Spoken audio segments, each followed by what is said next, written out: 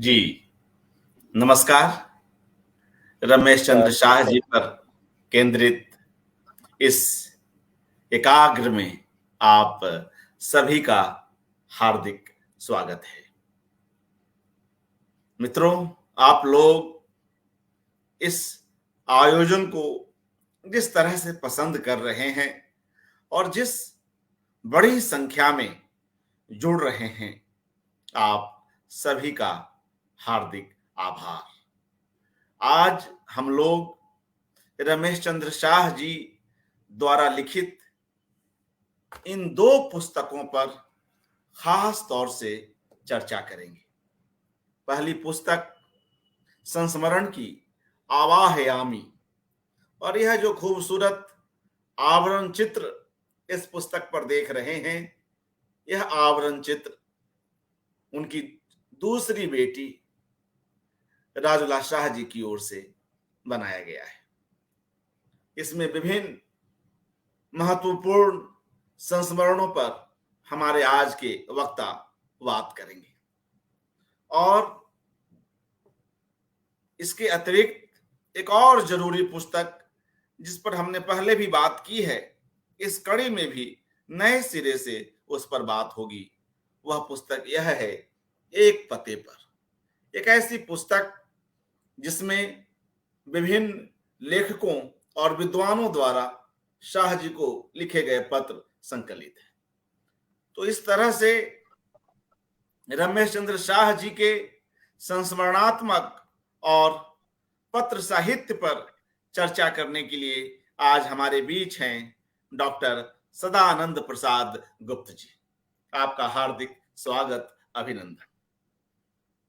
मित्रों, सदानंद प्रसाद गुप्त जी लंबे समय से शाह साहब के साथ जुड़े हुए हैं, व्यक्तिगत स्तर पर भी और साहित्यिक स्तर पर भी। उनकी विभिन्न कृतियों पर निरंतर विचार विमर्श करते रहे हैं, लिखते रहे हैं। आज की इस कड़ी के लिए खास तौर से इन्होंने इन दो पुस्तकों का चयन किया है। मगर गुप्त जी शाह साहब के इस संस्मरणात्मक और पत्र साहित्य पर चर्चा करें, उससे पूर्व ये उन दिनों में जाएंगे, उन घटनाओं को हम सभी के साथ साझा करेंगे जो इन दोनों के साथ संबंधित बड़े महत्वपूर्ण पल हैं। इन दोनों अर्थात रमेश चंद्र शाह जी और सदानंद प्रसाद गुप्त जी। तो पहले इन खास संस्मरणों पर चर्चा कर लें, उसके बाद संस्मरणात्मक साहित्य पर चर्चा करेंगे। जी गुप्त जी, स्वागत आपका। नमस्कार। नमस्कार। यह बहुत ही सुखद संयोग है कि आदरणीय प्रोफेसर रमेश चंद्र शाह जी की 50वीं जयंती के शुभ अवसर पर उनके साहित्य पर अर्पण जी ने व्यापक विचार विमर्श का एक आयोजन किया है। यह हम सभी के लिए बहुत ही प्रसन्नता का, आह्लाद का विषय है। मैं अगर ये अतिशयोक्ति नहीं होगी कि मैं यह कहूं कि इस समय के जितने रचनाकार केवल हिंदी साहित्य के संदर्भ में नहीं, भारतीय साहित्य के संदर्भ में सक्रिय हैं, तो उनमें आदरणीय रमेश चंद्र शाह जी का नाम शीर्ष रचनाकारों में लिया जा सकता है। हिंदी साहित्य के क्षेत्र में जितने लोग सक्रिय हैं, उनमें दो नाम मुझे विशेष रूप से अभी ध्यान में आ रहे हैं जो वरिष्ठतम रचनाकार हैं हिंदी के। एक प्रोफेसर रामदरस मिश्र, जो लगभग 98 वर्ष के हैं और जीवंत हैं, और अभी उन्हें सरस्वती सम्मान से अलंकृत किया गया है। और दूसरे प्रोफेसर रमेश चंद्र शाह जी, जिन्हें व्यास सम्मान और साहित्य अकादमी सम्मान मिला है। साहित्य अकादमी सम्मान जरूर थोड़ा विलंब से उन्हें मिला है। यह एक साहित्य जगत की बड़ी विडंबना है कि जिनकी प्रतिभा निरंतर सक्रिय रही है, उन्हें साहित्य सम्मान लगभग दोनों लोगों को, रामदास जी को भी और शाह साहब को भी, किंचित विलंब से मिला है। पर फिर भी ये दोनों बड़े रचनाकार हैं। अपने मैं अगर अपनी स्मृतियों को पीछे की ओर ले जाऊं तो लगभग 2000 के आसपास से शाह साहब से मेरा किंचित परिचय हुआ है, जब मैं एक समन्वय नामक पत्रिका का संपादन कर रहा था और उनसे उसके माध्यम से लेखकों का संपर्क कर रहा था। और जब मैंने समन्वय का पंत विश्राम निकाला तो शाह साहब से अनुरोध किया तो उन्होंने एक आलेख विश्राम के लिए मुझे भेजा। यह संबंध निरंतर बढ़ता गया और शाह साहब का स्नेह मुझे मिलता गया। शाह साहब के बहुत सारे पत्र मेरे निजी संग्रह में हैं जो उन्होंने मुझे बराबर उत्साहित करते हुए लिखे हैं। समन्वय के विभिन्न लेखों पर अपनी सम्मति देते हुए भी मैंने फिर समन्वय का रामचंद्र शुक्ल विश्रांग निकाला, निर्मल वर्मा पर विश्रांग केंद्रित किया और अज्ञेय पर। इन सब पर शाह साहब ने मुझे स्नेहपूर्वक अपने लेख दिए।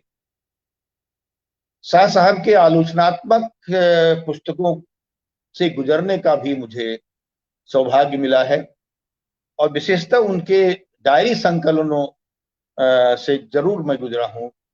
मेरी इच्छा थी कि मैं उनके डायरी संकलन पर बात कर सकूं, पर वो डायरी संकलन अभी यहाँ मेरे पास नहीं है। वो मेरे गोरखपुर के आवास पर है, इसलिए मैं उनको बातचीत के लिए नहीं चुन सका। उनके डायरी साहित्य ने मुझे बहुत ही गहरे प्रभावित किया है।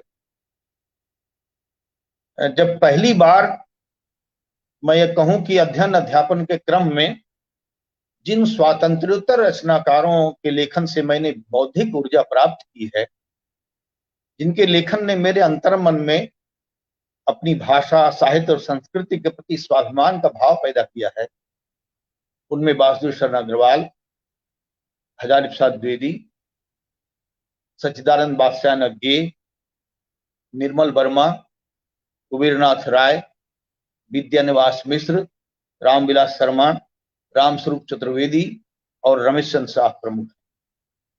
ये सभी लेखक अपने लेखन में संस्कृति मीमांसा को अत्यधिक महत्व देते हैं।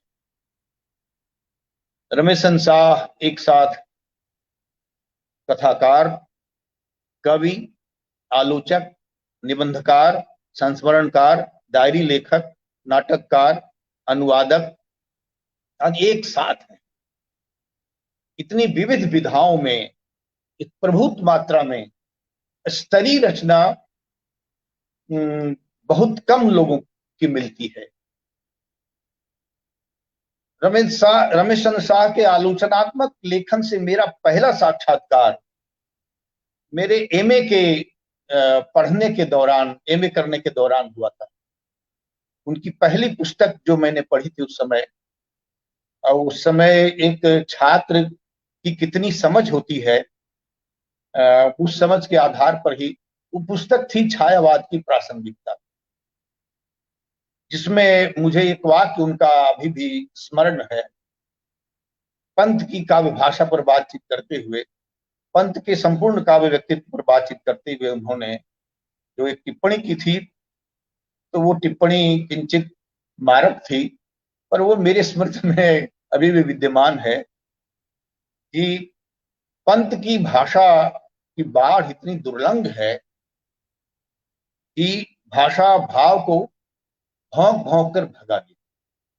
एक यह कहा जाता है कि पंत केवल शिल्प के कवि हैं, पर बाद में वह बहुत पहले की कृति है, सन 75-76 के दौरान मैंने उसको पढ़ा था, पर वो सारा लेख छायावाद की पूरी प्रासंगिकता, पूरी पुस्तक भी मेरे ध्यान में नहीं है। पर बाद में फिर मुझे उनके भूलने के विरुद्ध कृति को भी पढ़ने का मौका मिला, और उस पर मैथिली शरण गुप्त पर जो भारत भारती पर केंद्रित जो उन्होंने निबंध उनका है, उससे मैं विशेष प्रभावित हुआ। फिर बाद में शाह साहब की एक कृति की समीक्षा करने का भी मुझे अवसर मिला। वो पुस्तक है समय संवादी। समय संवादी पुस्तक में बहुत सारे निबंध हैं, जिन निबंधों से गुजरने का मुझे मौका मिला, और मैंने पाया कि जो साहित्य में जो एक तरह से खेमेबाजी रही है, उस खेमेबाजी से शाह साहब दूर रहे, और खासतौर पर प्रगतिशील लेखक संघ, जनवादी लेखक संघ जैसे साहित्य के मार्क्सवादी स्कूल से कभी उनका अंतरंग संबंध नहीं रहा, रिश्ता नहीं रहा। उन्होंने मार्क्सवाद को एक अधूरा दर्शन माना है। अग्गे ने भी मार्क्सवाद को एक अधूरा दर्शन माना था। शाह साहब की एक महत्वपूर्ण टिप्पणी मार्क्सवाद के संदर्भ में है, जब वो लोहिया जी के कथन को उद्धृत करते हुए कहते हैं कि मार्क्सवाद एशिया के खिलाफ साम्राज्यवादी यूरोप का आखिरी हथियार। बहुत बड़ी टिप्पणी है। शाह साहब मार्क्सवाद के बड़े मुखर आलोचक रहे हैं, और एक सुनहले भविष्य के नाम पर वर्तमान को न्यौछावर कर देने की बात को नितांत पाखंड मानते हैं। विजयदेव नारायण शाही की मार्क्सवाद की विडंबनाओं को उभारने वाली पंक्तियों, साथियों इतिहास का संदेश है बहुजन हिताय, आज मर लें मार लें, कल मौज करना है हमें, तो उद्धृत करते हुए शाह जी की कविता को उस समय में सीधा हस्तक्षेप मानते। साहित्य में समय का हस्तक्षेप बड़ा महत्वपूर्ण निबंध है, जो पहला निबंध है शाह साहब का। तो इस तरह से शाह साहब से उनकी रचनाओं से, उनके आलोचनात्मक व्यक्तित्व से मेरा परिचय होता गया, और उनकी पुस्तकों ने मुझे गहरे स्तर पर प्रभावित किया।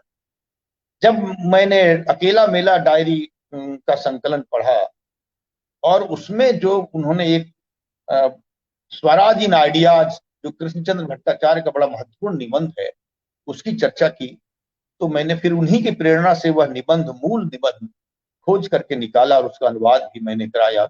और जो वर्तमान उत्तर प्रदेश हिंदी संस्थान की पत्रिका, त्रैमासिक पत्रिका निकलती है साहित्य भारती, मैंने उस लेख को उसमें प्रकाशित भी कराया। तो इस तरह से शाह साहब से एक बड़ा बौद्धिक एक मैं लगाव अपने महसूस करता हूं अपने भीतर। शाह साहब से व्यक्तिगत संपर्क भी होता रहा। जब भी मैं किसी कार्यक्रम में भोपाल जाता था, तो 2-3 अवसर ऐसे आए जहां मैं शाह साहब से मिलने का अवसर जरूर निकाल लेता था। और शाह साहब को गोरखपुर विश्वविद्यालय में भी आमंत्रित करने का भी मुझे सौभाग्य मिला। तब एक कार्यक्रम में मैंने आयोजन किया, और उस आयोजन में वो मेरे स्नेह पूर्वक मेरे आग्रह को स्वीकार करते हुए पधारे और अपना महत्वपूर्ण व्याख्यान दिया। और फिर दूसरे दिन हम लोगों ने साथ साथ कुशीनगर की भी यात्रा की, और कुशीनगर की यात्रा में वो बड़े अभिभूत हुए। और मैं देख रहा था, जब वो जो उत्खनन से निकले हुए बहुत सारे तत्व हैं, खंडहर है, वहां कैसे वो एकाग्र हो जाते थे, बैठ जाते थे, और कहते थे सदानंद जी कुछ देर यहाँ अभी और बैठते। तो इस तरह से एक साहित्यकार कैसे सुदूर अतीत की भी यात्रा करता है, संस्कृति में कैसे रमता है, यह मैंने शाह साहब के व्यक्तित्व से जाना है, समझा है।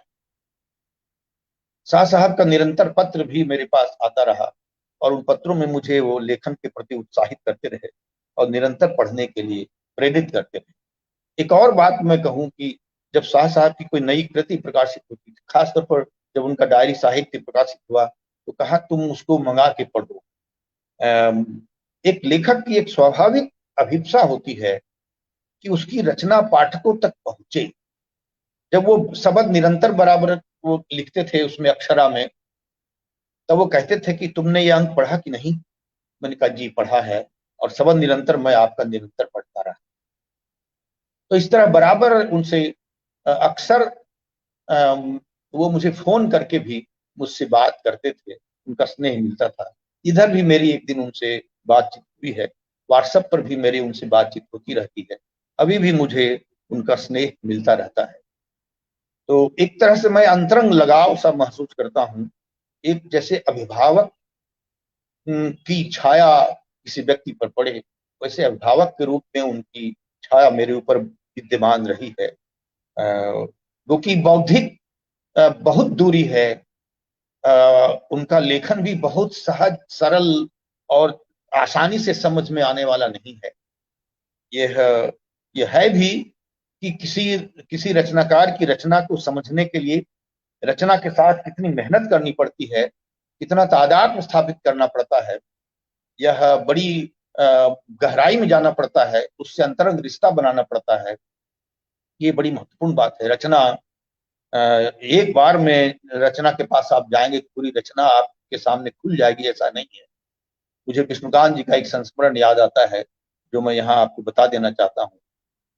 विष्णुकांत जी ने एक बार कविता के संप्रेषण पर बातचीत करते हुए और साहित्य के समझ की बातचीत करते हुए उन्होंने कहा कि आप क्या समझते हैं कि कविता के पास आप एक बार जाएंगे और कविता आपके पास, यानी साहित्य, कविता का है अर्थ साहित्य से है, साहित्य खुल जाएगा, कविता खुल जाएगी आपके पास?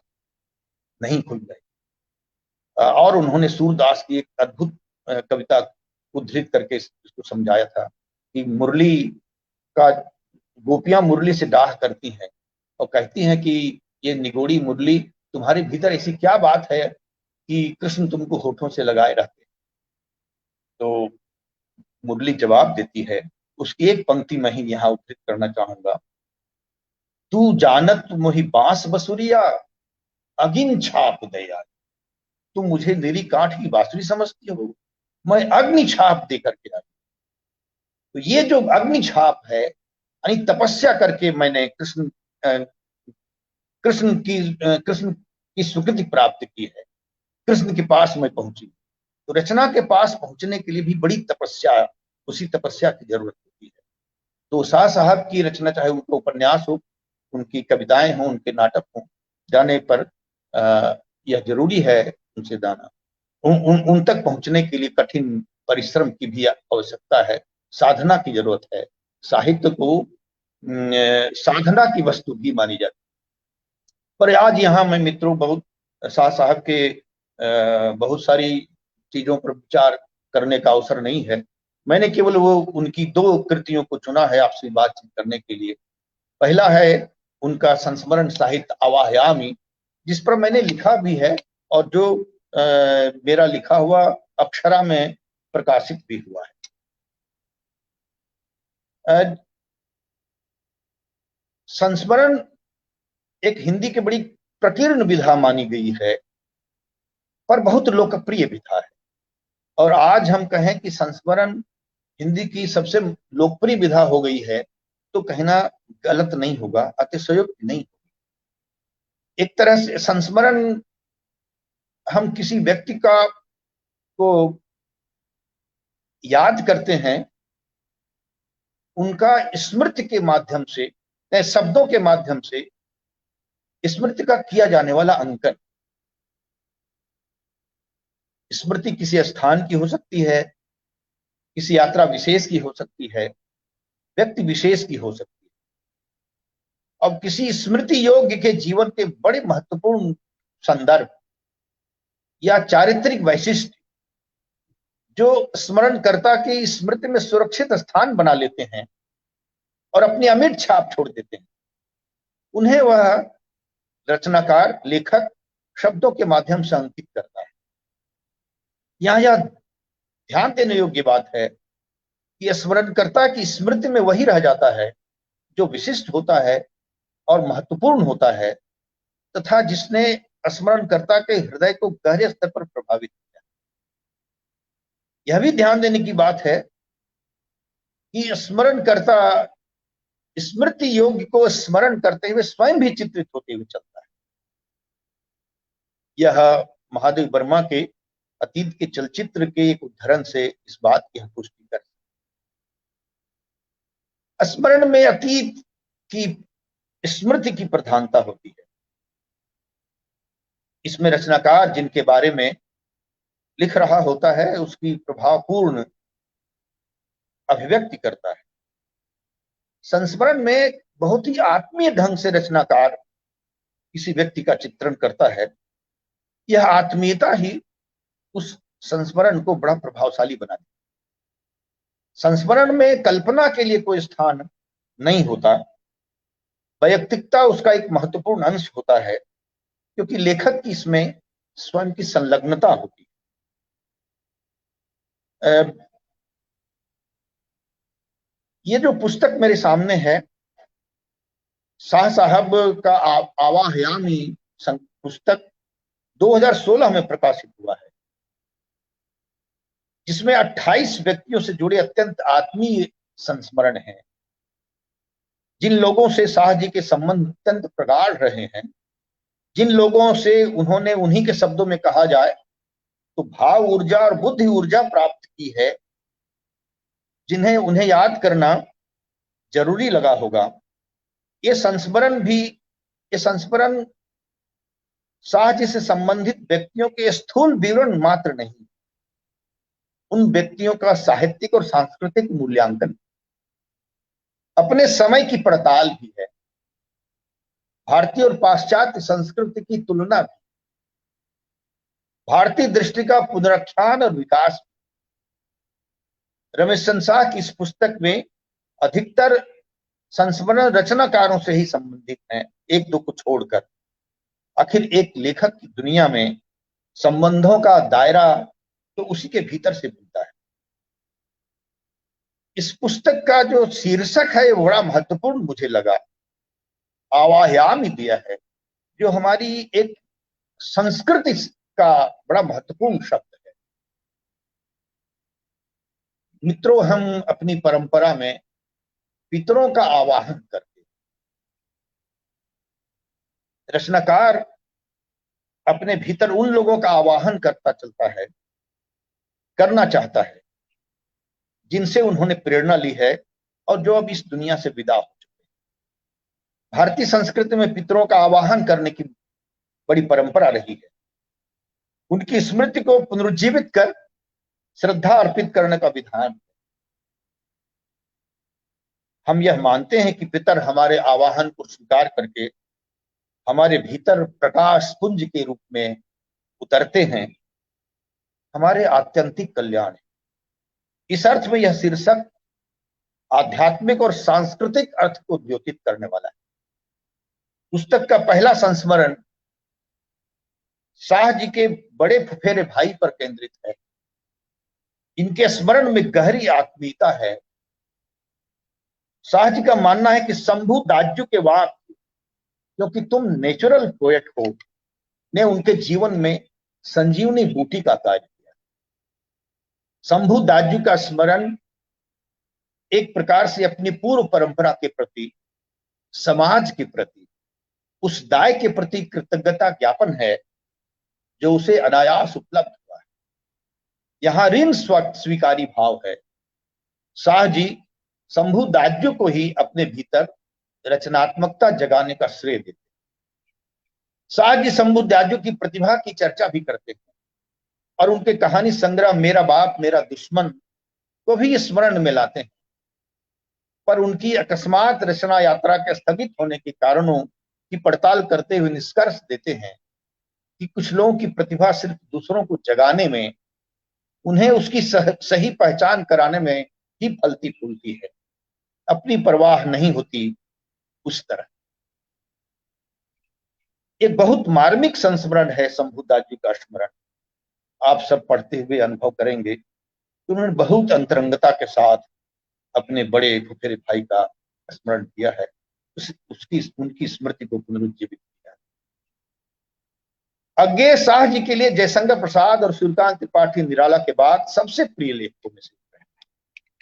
अज्ञेय से उनके बहुत आत्मीय संबंध रहे हैं। इसके लिए उनके व्यक्तित्व के विभिन्न पहलुओं को निकट से देखने का उन्हें अवसर मिला है। इसका बहुत ही आत्मीय स्मरण अज्ञेय से संबंधित संस्मरण में है। डॉक्टर शाह यह स्वीकार करते हैं कि अज्ञे की कविताओं ने मेरी किशोर चेतना को वयस्क वयस्क भावबोध में दीक्षित किया है, अपनी उलझी हुई कुंठाओं को समझने और उबरने का रास्ता दिखाया। अपने समय में अज्ञे को विरोधियों के निर्मम और व्यर्थ तथा अमानवीय हद तक के प्रहार झेलने पड़े। संकीर्ण विचारधारा साहित्य को किस गर्त में ले जा सकती है, अज्ञे का नासमझ और शत्रुतापूर्ण विरोध इसका प्रमाण है। डॉक्टर शाह लिखते हैं कि मुझे याद नहीं पड़ता अपनी युवावस्था के दौरान मैंने कभी किसी लेखक को कुछ अच्छा बोलते हुए सुना हो। बाद के वर्षों में भी दो एक गिने चुने अपवादों को छोड़कर मेरा कमोबेश यही अनुभव रहा। पहला ही विशेषण जो मेरे अंचल के एक सुप्रसिद्ध लेखक के मुंह से सुना था वह था अमेरिकी एजेंट। मित्रों, जब अज्ञे की जन्म शताब्दी मनाई जा रही थी उस समय बहुत सारे लेख, मुझे याद आता है जनसत्ता में एक लेख प्रकाशित हुआ था, प्रसिद्ध पत्रकार का नाम अभी मुझे थोड़ा विस्मृत हो गया है, तो उन्होंने राजकिशोर का, उन्होंने लिखा कि जिस प्रकार का विरोध अज्ञे का नासमझ विरोध हुआ है और वह शिविरबद्धता के कारण हुआ है, वह हमारे साहित्य का एक बड़ा दुखद अध्याय रहा। अज्ञे के व्यक्तित्व को निकटता से देखने परखने वाला व्यक्ति ही यह लिख सकता है कि अज्ञे के वात्स्यायन जी भीतर से बहुत ही इंपल्सिव, यूं उनके जैसा संयमी और आत्मानुशासित व्यक्ति मैंने कभी नहीं देखा। शाह जी यह मानते हैं कि संयम और अनुशासन अज्ञे जी ने अर्जित किया था।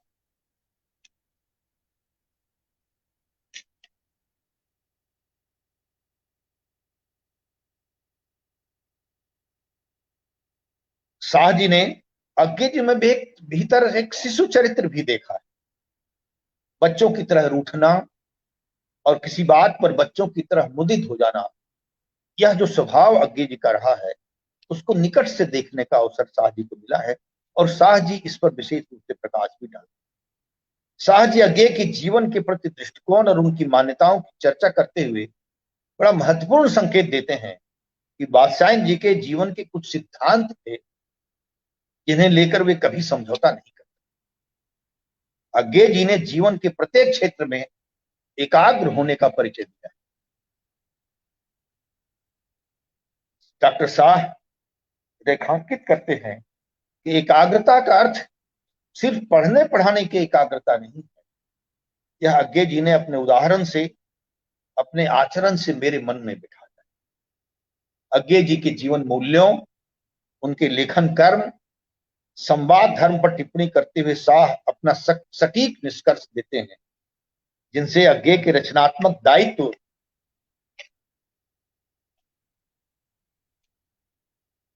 और वामपंथी रचनाकारों के रचनात्मक दायित्व के बीच गुणात्मक अंतर को भली प्रकार से समझा जा सकता है। रचना कर्म की वास्तविक समस्याओं को लेकर, देश और समाज के सम्मुख प्रस्तुत चुनौतियों को लेकर समवयस्क और युवतर पीढ़ियों के लेखकों से संवाद की जरूरत सबसे ज्यादा अगर किसी को महसूस होती थी तो अज्ञे। हाँ, युवतर पीढ़ी के लेखकों को लेकर अज्ञे की चिंता का रूप निश्चय ही वह नहीं था जो रचनात्मक प्रतिभा को विवेक की बजाय मोर्चा बुद्धि से चलाने वालों में पाया जाता है।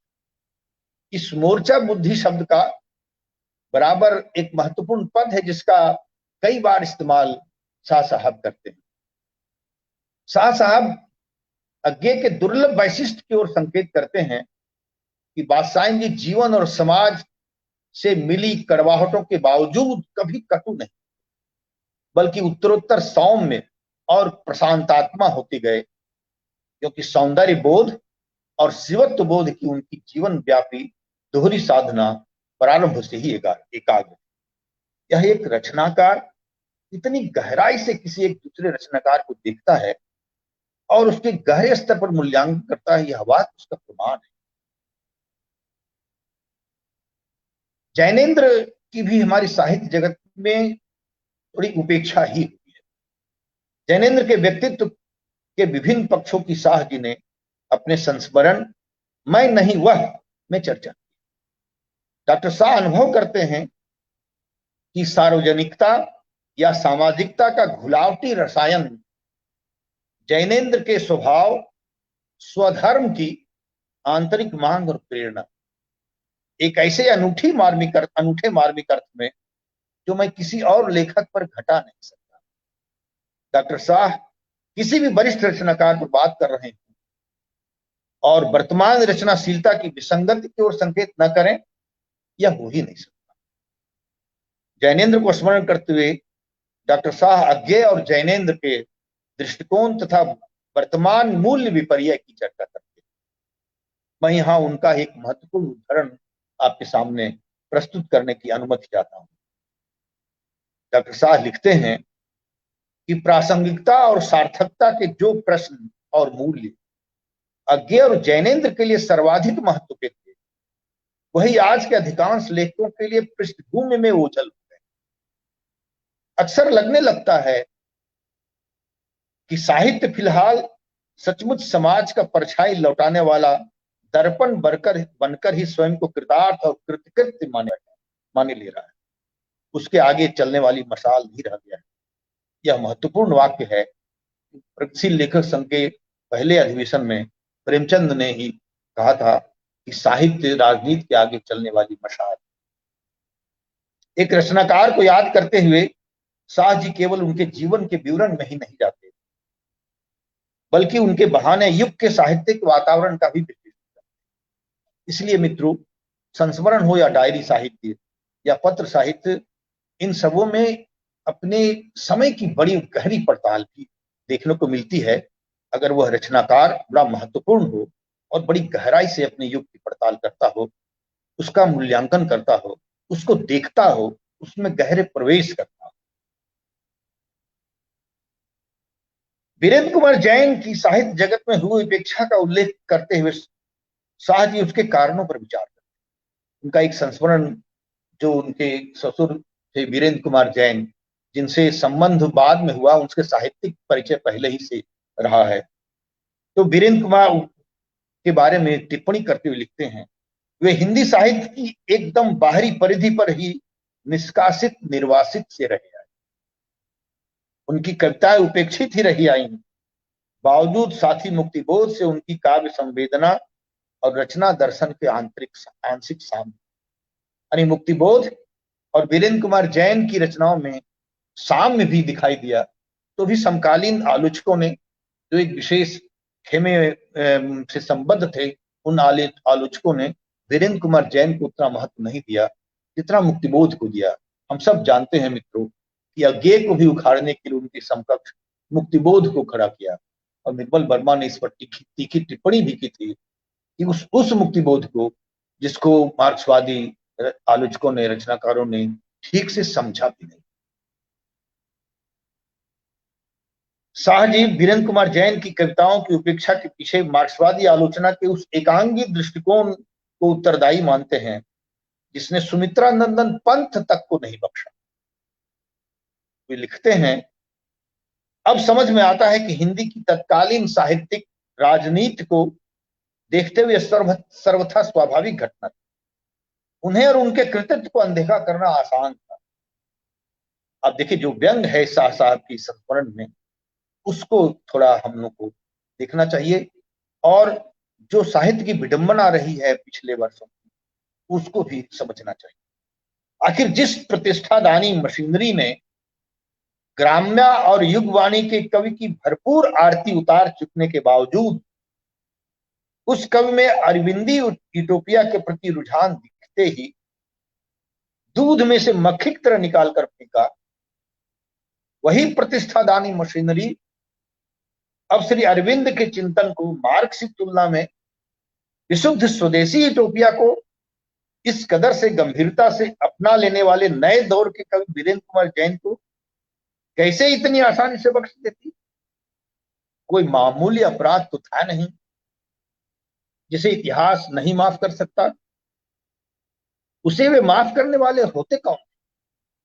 ऐसे अक्षम अपराध की तो जैसी जो भी सजा तजवीज की जाती वह कम ही ठहरती, है ना? आप हम सब जानते हैं मित्रों कि कैसे अज्ञे की उपेक्षा हुई। हम सब जानते हैं कि सुमित्रानंदन पंत ने का जो काव्य विकसनशील रहा है उसमें कई दौराए हैं, और पंत किसी विचारधारा विशेष से बंधे नहीं रहे। उनको उनके बारे में कहा गया, और स्वयं पंत ने भी लिखा था कि लोग कहते हैं कि मैं सुझाव हूं, मैं प्रभाव हूं, किंतु मैं उनको कहना चाहता हूं कि मैं स्वभाव। वह जो उनका स्वभाव था, आंतरिक स्वभाव, जब उन्होंने वो मार्क्सवाद के संपर्क में आए तब उन्होंने युगांत, युगवाणी और ग्राम्या जैसी रचना की। पर उन्हें लगा कि केवल बाह्य समानता से मनुष्य का विकास संभव नहीं है, उसके लिए आंतरिक साम्य भी होना चाहिए। तब वो अरविंद दर्शन की ओर गए, क्योंकि अरविंद दर्शन को भी उन्होंने पूर्णतया स्वीकार नहीं किया। अरविंद की बहुत सारी चीजों से उन्होंने असहमत जताई, पर अरविंद दर्शन के प्रभाव उन्होंने रचनाएं की, और अरविंद दर्शन वाली रचनाओं को मार्क्सवादी आलोचकों ने रचनाओं का स्वागत नहीं किया, उसी पर जो टिप्पणी की है। तो वीरेंद्र कुमार जैन ने भी अरविंद दर्शन को आत्मसात किया था। तो जो आलोचक सुमित्रानंदन पंत की इन रचनाओं को अस्वीकार कर सकते थे, तो वीरेंद्र कुमार जैन की रचनाओं को स्वीकार कैसे कर? इसी पर शाह साहब की बड़ी तीखी टिप्पणी है। आजादी के बाद के इतने वर्षों के हिंदी साहित्य की यात्रा से यह बात पूरी तरह प्रमाणित हो जाती है कि तथाकथित प्रगतिशीलों ने साहित्य का कितना नुकसान किया है, कितनी पीढ़ियां उससे नष्ट हुई है।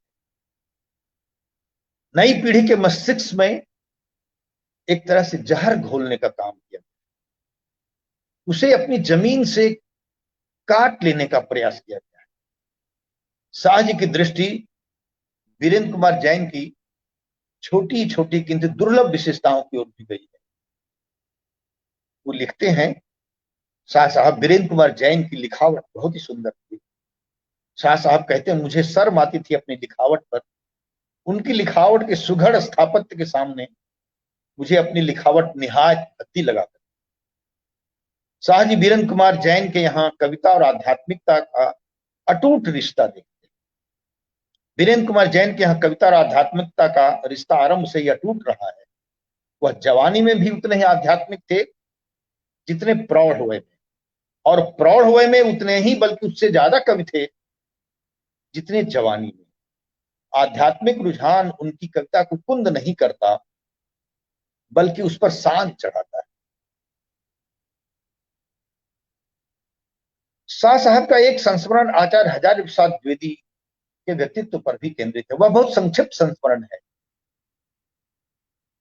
पर शाह साहब नोट करते हैं, और यह बहुत ही, ये सब लोगों ने जिन्होंने आचार्य हजारी प्रसाद द्विवेदी को सुना है बोलते हुए, और जिन उनकी वाग्मिता से जो प्रभाव पड़ता था श्रोता समूह पर, वह अद्भुत सम्मोहनकारी प्रभाव पड़ता।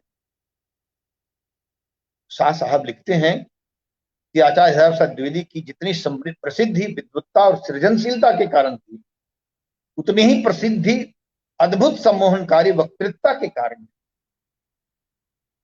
द्विवेदी जी की चर्चा करते हुए उनके जीवन, सहज और विलक्षण वक्तृत्वता को शाह जी याद करते हैं।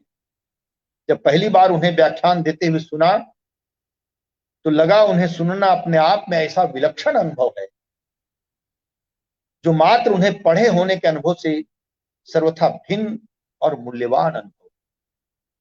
सचमुच जब बड़ा रचनाकार अपनी बात श्रोता सम्मुख रखता है तो निश्चित वह बड़ा जो आत्मीय संबंध बनाता है श्रोता के साथ, वो अलग विलक्षण अनुभव सचमुच है। यूं तो द्विवेदी जी के निबंध का जहां तक संबंध है, वो सचमुच निबंध वो पढ़ने पर लगता है कि वो बोल रहे हैं, वो लिख नहीं रहे। और श्रोता से बड़ा आत्मीय संबंध द्विवेदी जी का, पाठक से गहरा आत्मीय संबंध द्विवेदी जी का, विषय के माध्यम से ही सही अशोक के फूल के माध्यम से ही सही, कुटस के माध्यम से ही सही, बसंत आ गया है के माध्यम से ही सही, आपने मेरी रचना पढ़ी के माध्यम से ही सही, फिर से सोचने की आवश्यकता है के माध्यम से सही, बहुत सारे निबंध हैं, ठाकुर जी की बटोर के माध्यम से सही। लगता है कि द्विवेदी जी अपने पाठकों से सीधा साक्षात संवाद कर रहे हैं। मैंने भी निबंध का आस्वाद द्विवेदी जी का लिया है। मैं अपने अध्यापन जीवन के दौरान तो महसूस हुआ है कि द्विवेदी जी को पढ़ना सचमुच में अपने आप में विलक्षण अनुभव है। चाहे उनको आप उपन्यास पढ़ते हों, चाहे उनके निबंध पढ़ते हों, चाहे उनकी आलोचना सीखते हों। डॉक्टर शाह को ने अपने संस्मरणों में बालकृष्ण राव, डॉक्टर रघुवंश, सर्वेश्वर दयाल सक्सेना के साथ भी अपनी स्मृतियों को ताजा करते। उनका अपना शाह जी बालकृष्ण राव की रसिकता और साहित्य की मर्मज्ञता के साथ उनकी वाक पटुता और वार्तालाप की सहज प्रतिभा का भी स्मरण। डॉक्टर शाह को प्रख्यात समाजवादी आलोचक डॉक्टर रघुवंश की सहजता सबसे अधिक प्रभावित करती। बहुत वे लिखते हैं कि बहुत कम लोग होते हैं जो अपने बड़प्पन को, अपनी विद्वत्ता को इतने लाघव के साथ वहन कर ले जा सकते। डॉक्टर रघुवंश उन्हीं में से एहसास नहीं होता था कि आप जिनके साथ आराम से बैठे हैं, इस कदर सहज घरेलू आत्मीयता के साथ बतिया रहे हैं, वे डॉक्टर रघुवंश। रघुवंश जी की सीख की रमेश, एक बात गांठ बांध लो, कभी भी अपनी प्रशंसा से खुश मत हो। एक संदर्भ का उल्लेख करते हैं कि अज्ञे की कविता पुस्तक कितनी नावों में कितनी बार जब प्रकाशित हुई तो उन्होंने कहा, डॉक्टर रघुवंश ने उनसे कहा कि इसकी तुरंत समीक्षा पर बड़ी गहराई से केवटालू समीक्षा नहीं, लिखकर 15 दिन में मेरे पास। और जब वह समीक्षा छपी तो अज्ञे जी डॉक्टर रघुवंश के वहां मिलने आए और उन्होंने शाह साहब का फोन नंबर और पता लिया उनसे। तो कहा, तुम तो पहली समीक्षा में ही ख्यात हो गए। पर उसी के बाद उन्होंने यह टिप्पणी की है कि अपनी गांठ बांध लो कि अपनी प्रशंसा से खुश मत हो। को याद करते हुए भावुक होकर वर्तमान समय के विपन्न साहित्यिक परिवेश की शाह साहब चर्चा करते हैं तो रघुवंश जी की उन्हें स्मृति आश्वस्ति प्रदान करती। वो लिखते हैं कि जब कभी अपने कुंठाकीर्ण अकारणद्रोही परिवेश से निराशा होती है और मैं घोर आत्मावसाद से घिर जाता हूं, मैं रघुवंश जी और उन्हीं सरीखे 2-3 महामना लोगों का स्मरण और आवाहन करता हूं। हम सब जानते हैं मित्रों कि शाह साहब विचारधारा के स्तर पर अज्ञे और निर्मल वर्मा के साथ सबसे निकटता से जुड़े रहे। बौद्धिक स्तर पर अपने को निर्मल वर्मा के अधिक निकट पाते, इसलिए निर्मल वर्मा का स्मरण एक भारतीय बौद्धिक का भारतीयता की तलाश द्वारा अपने आसपास के धुंध को हटाने की कोशिश करने वाले एक बौद्धिक का स्मरण। शाह साहब निर्मल वर्मा की ईमानदारी, दृढ़ता और नैतिकता के जबरदस्त कायल। वे लिखते हैं कि एक नैष्ठिक बुद्धिजीवी की तरह उनमें सामाजिक समस्याओं पर भी अपना स्टैंड लेने, उस पर दृढ़ता पूर्वक कायम रहने का नैतिक साहस था। इसी कारण पॉलिटिकली करेक्ट लोगों से उन्हें बड़ी वितृष्णा। आजकल जमाना है पॉलिटिकली करेक्ट होने का। हम वही बोलना चाहते हैं जो सब लोगों को पसंद आ जाए।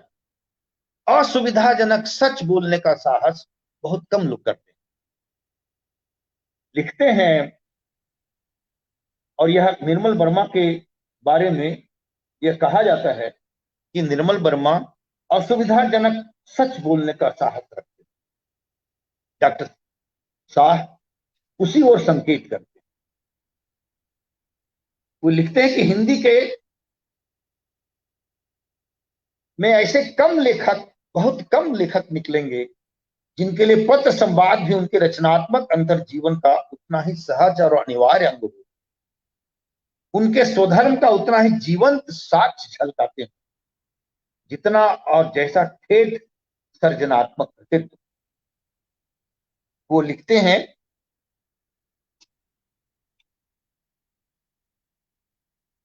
कि निर्मल वर्मा उन थोड़े से लेखकों में से थे जिन्होंने मनुष्य और जगत संबंधी यूरोपीय दृष्टि की विपन्नता को, स्वयं उनके मानववाद की सीमाओं को, अपनी सभ्यता और संस्कृति की चराचर धर्मी दृष्टि के वरक्ष यथासंभव ठीक से पहचाना और रेखांकित।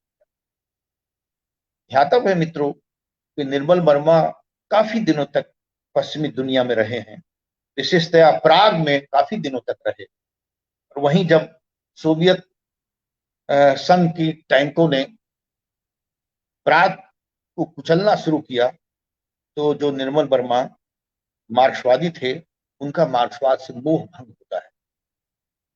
रामविलास निर्मल वर्मा ने जो पश्चिमी जगत का मानववाद है उसकी जो छलना है उस पर बड़ी बड़ी गहराई से विचार किया है और पश्चिमी दृष्टिकोण का क्या अंतर भारतीय दृष्टिकोण के साथ है उसका उल्लेख उन्होंने एक अपनी जो महत्वपूर्ण पुस्तक है भारत और यूरोप प्रतिश्रुति के क्षेत्र, उनका बड़ा महत्वपूर्ण निबंध संकलन है, उसमें किया है।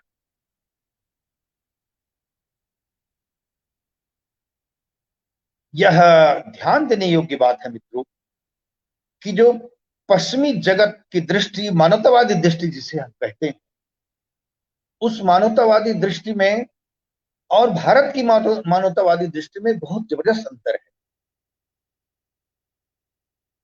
जो यहां जो भारतीय दृष्टि है वह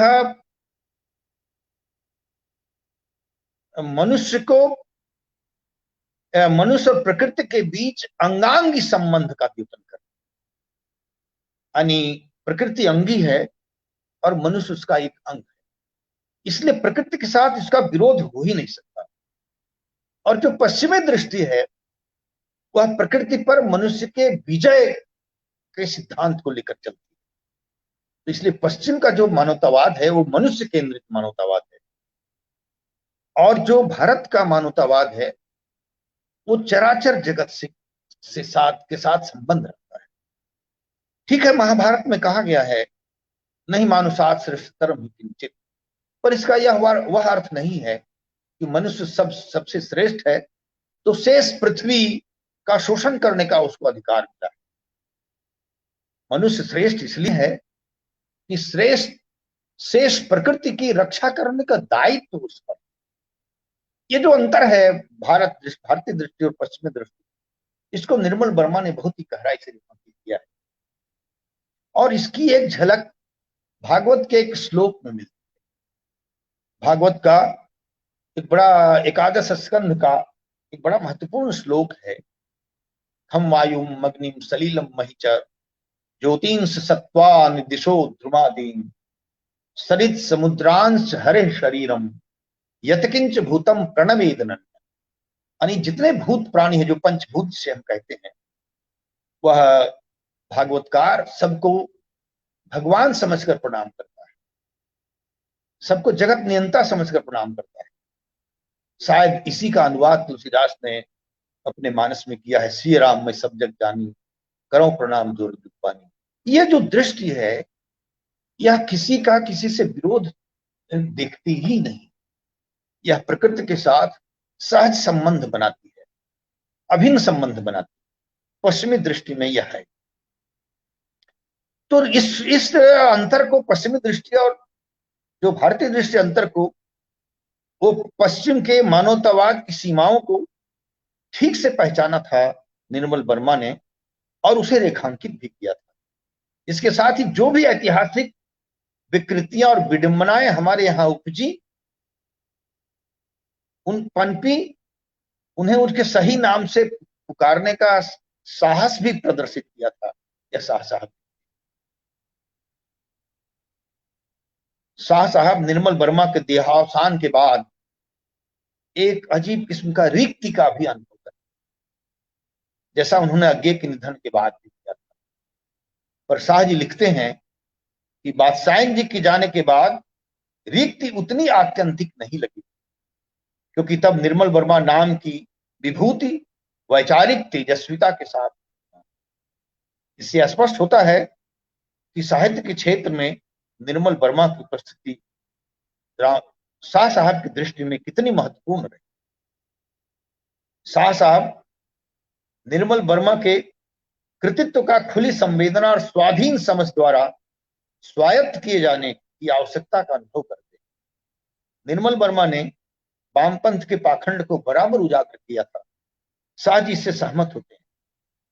वे लिखते हैं कि अगर हमारे देश के वामपंथी दल इतने अंधे और पाखंडी नहीं होते तो आरवेल का जीवन और लेखन उनके लिए एक अमूल्य निधि।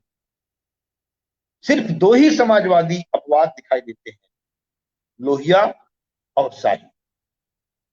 ध्यातव्य है कि शाही से तात्पर्य यहाँ विजय देवनारायण शाही से है, जो रमेश चंद्र शाह जिनको गुरु के रूप में स्मरण करते हैं। शाह जी अपने संस्मरणों में विद्यानिवास मिश्र, विजय देवनारायण शाही, श्रीलाल शुक्ल, अशोक सेक्सरिया, श्रीपद राय, सत्यप्रकाश मिश्र, शैलेश मटियानी, त्रिलोचन शास्त्री, ज्योत्सना मिलन तथा अपने शहर के भोपाल को भी स्मृतिबद्ध किया। पंडित विद्यानिवास मिश्र को याद करते हुए वे लोक और शास्त्र में समन्वय करने वाले लेखक के रूप में उन्हें याद करते, बल्कि वो ये लिखते हैं कि विद्यानिवास जी शास्त्र पर लोक की वरीयता के पक्षपाती थे। वे पंडित जी के वाक्य को उद्धृत करते हैं, समाज की अपेक्षा समाज से बृहत्तर और व्यापकतर इकाई लोक का ध्यान मुझे रहा। मेरा समाज शास्त्र शायद कमजोर है, हाँ लोक से मेरा नाता अधिक गहरा है। डॉक्टर शाह पंडित जी के निबंधों में व्याप्त व्यक्तित्व के वैशिष्ट्य का उल्लेख करके यह मानते हैं कि पंडित जी के निबंधों में एक बेचैनी है। यह जो आज का जो वात्याचक्र में पड़ा हुआ पश्चिम और पूरब की असमान टकराहट और जो घालमेल के फलस्वरूप बना हुआ मन है, जो अपना सांस्कृतिक आत्मविश्वास खो चुका है, उसकी वेदना एक अस्थायी भाव की तरह पंडित जी के भीतर बची।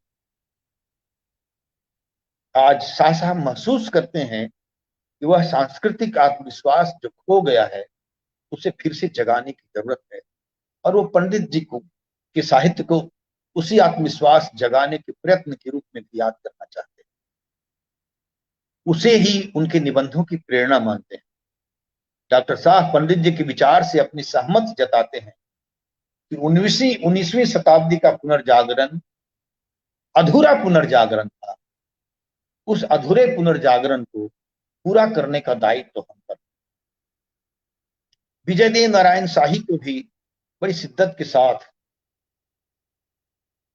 शाह साहब ने याद किया है, और उसके शाह जी गुरु शिष्य के भावात्मक संबंध को भी याद करते हैं। वे आज के समय में इस अनोखे संबंध के सूख जाने की पीड़ा का भी अनुभव करते हैं। डॉक्टर शाह शिष्य भी रहे हैं तो गुरु भी रहे, और आधुनिक समय में सचमुच विश्वविद्यालय के अध्यापन के क्रम में मैंने यह भी अनुभव किया है कि सचमुच हम लोग भी जब अपने गुरुओं के साथ जो हम लोगों का रिश्ता था, भावात्मक जो आदर और मर्यादा बोध का रिश्ता था, वह बाद के दिनों में खो गया सा हम लोगों को भी अनुभव होता रहा है। यह अनुभव शाह साहब ने भी किया है, और इसको अभिव्यक्त किया है अद्भुत ढंग से। कहते हैं आज न तो एकलव्य की एकांत एक निष्ठा संभव दिखती है, न दत्तात्रेय की सर्वनिष्ठता, पर गुरुदेव आत्म संबोधन अगर सहज भाव से मेरे भीतर किसी के प्रति उमड़ता था तो वह शाही जी थे। श्रीपद राय को भी शाही जी ने सूक्ष्म संवेदना का धनी रचनाकार कहा है। वो यह मानते हैं कि श्रीपत राय में कहानी कला की ऐसी परख थी जैसे बहुत कम लोगों में होती। शैलेश मटियानी के संबंध में स्मृति को रेखांकित करते हुए उनके कठिन संघर्ष, उनकी आर्थिक विपन्नता, उनके मनोरोग से उबरने का उनका प्रयत्न, सफलता और असफलता, सबका मार्मिक चित्रण साहजी ने किया। शायद उनकी उनको उनके स्मरण की कुछ पंक्तियों को भी शायद यहाँ अगर मैं उद्धृत करूं तो थोड़ा ठीक होगा। हम सब जानते हैं कि बहुत जबरदस्त संघर्ष शैलेश मटियानी ने अपने समय में किया था, अपने युग के साथ और अपनी रचना यात्रा के क्रम में। यह उसका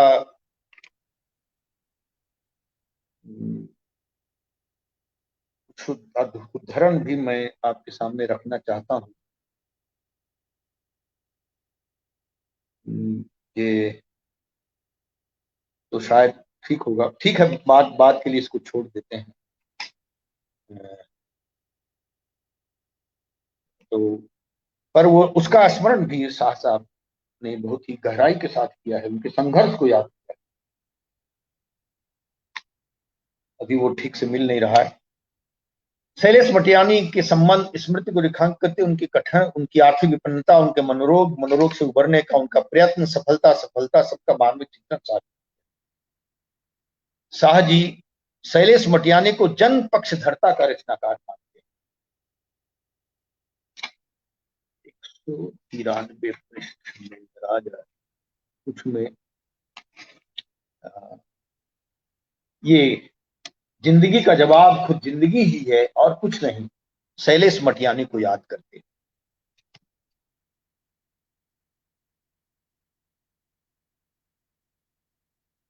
वो शैलेश मटियानी को शाह साहब जन पक्षधर रचनाकार मानते हैं, पर उनकी जन पक्षधरता को वो वैचारिक मतवाद से भिन्न मानते हैं। वो लिखते हैं, चाहे राष्ट्रभाषा का सवाल हो, चाहे आर्थिक सामाजिक समता का, चाहे धार्मिक आस्था का, चाहे सांस्कृतिक अस्मिता का, शैलेश का पक्ष सही मानों में जन का, सगुण साकार भारतीय जन का ही पक्ष था। उसके पीछे उनके प्रत्यक्ष जीवनानुभव का बल था। महज मतवादी विचारधाराई पैतरेबाजी। शैलेश मटियानी का जो संघर्ष है उसको भी शाह साहब ने रेखांकित किया है और उसके बारे में याद करते हुए लिखते हैं, शैलेश मटियानी ने दारुण दारिद्र्य भुगता, कठोरतम अपमान का विष अपनी कच्ची अस्नायुओं में पचाया। जिस आस्था के बूते उन्होंने असह्य और मर्मांतक परिस्थितियों से उबरने और उनसे मौलिक रचनात्मक प्रतिशोध लेने का अविश्वसनीय जीवन दिखाया, उसी को नियति ने ऐसी चोट पहुंचाई, ऐसी गुम्म चोट जो अंततः उनके लिए जीवन लेवा सा। बहुत ही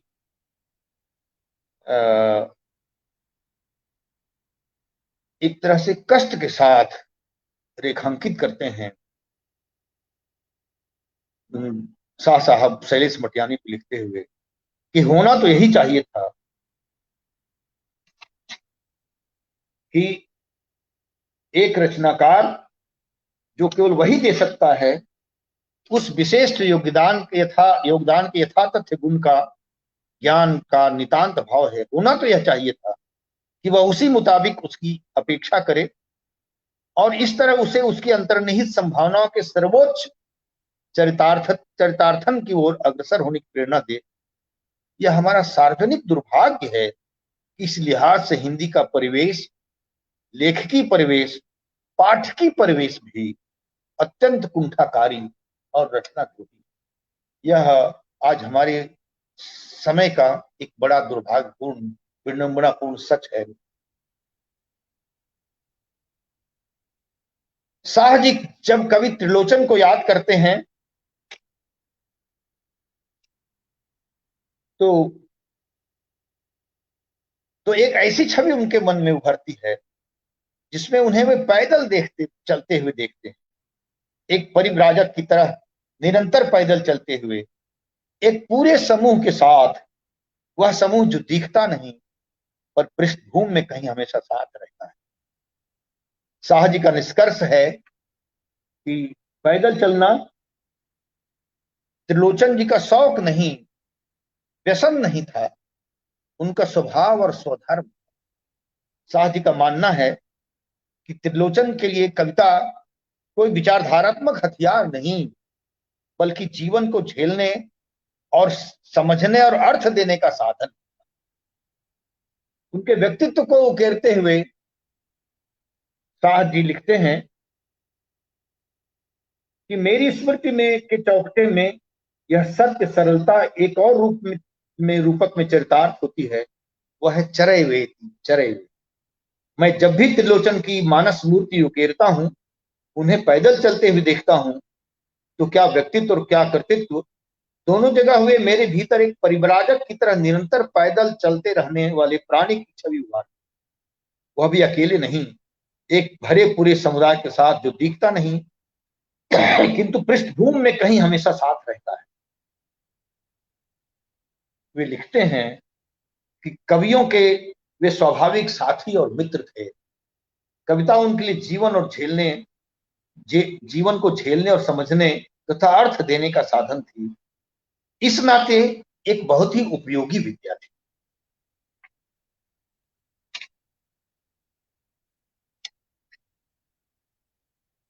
शाह जी का मानना है कि जो वर्तमान साहित्यिक परिवेश है, उसमें जो छुआछूतवादी सामाजिकता और बहिष्कार धर्मी मानसिकता है, वह बहुत दुखदाई है।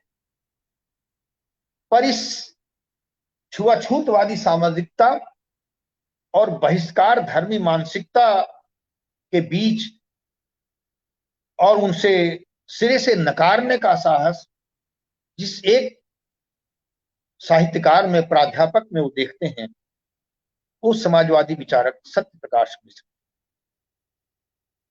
सत्यप्रकाश मिश्र से मेरा भी आत्मीय संबंध रहा है, उनका भी स्नेह मुझे मिलता रहा है। जिन्होंने भी सत्यप्रकाश मिश्र को निकट से देखा है, उन्हें यह अनुभव हुआ होगा कि सत्यप्रकाश जी सबको साथ लेकर चलने में विश्वास। इसलिए शाह जी ने उनको याद करते हुए संस्मरण के लिए जो शीर्षक चुना है, वो बहुत अर्थवान है। सत्यप्रकाश मिश्र, दो पाटों के बीच साबुत। श्रीलाल शुक्ल की स्मृति को अंकित करते हुए उनके व्यक्तित्व के जिस पक्ष को शाह जी महत्व देते हैं, वह है श्रीलाल जी में लेख की प्रतिभा के साथ साथ संवाद संलाप की जो प्रतिभा थी, वह बहुत कम लेखकों में पाई जाती। शाह जी को इस बात का गहरा दुख है, और यह दुख वास्तविक है, कि साहित्य की दुनिया में लेखक की प्रतिभा के साथ साथ पाठक प्रतिभा का आकार है। ऐसे पाठक प्रतिभा के अकाल वाले वातावरण में अशोक सक्सेरिया एक ऐसे व्यक्ति थे जो साहित्य के विलक्षण और संवेदनशील पाठक के रूप में निरंतर जागरूक और प्रेरणादायी बने रहे। शाह जी ने उनकी पाठक प्रतिभा का बहुत ही गहराई के साथ मूल्यांकन किया है। वो लिखते हैं कि यह सचमुच एक विराली घटना है, कदापि आवश्यक नहीं रचना और रचनाकार के बीच ऐसा अद्वैत। अक्सर इसका विपरीत ही हमारे देखने में आता है, और कायदे से इससे बहैसियत रचनाकार उसकी कद्दो कामत में कोई फर्क नहीं पड़ता। पर वो डॉक्टर शाह साहित्य का सबसे संवेदनशील साहित्य के पाठक के रूप में याद करते हैं। वो लिखते हैं कि साहित्य के विलक्षण संवेदनशील पाठक के रूप में वे निरंतर जागरूक और प्रेरणादायी बने। जाने कितने लेखक होंगे जो उनके सत्संग से साहित्य में दीक्षित और प्रेरित। बहुत कम लोग ऐसे होते हैं जिनका अर्जित पुण्य और प्रतिभा उन्हें नहीं, उनके संसर्ग में आने वालों को फलती। अशोक सक्सेरिया ऐसे ही अनुरागी पाठक।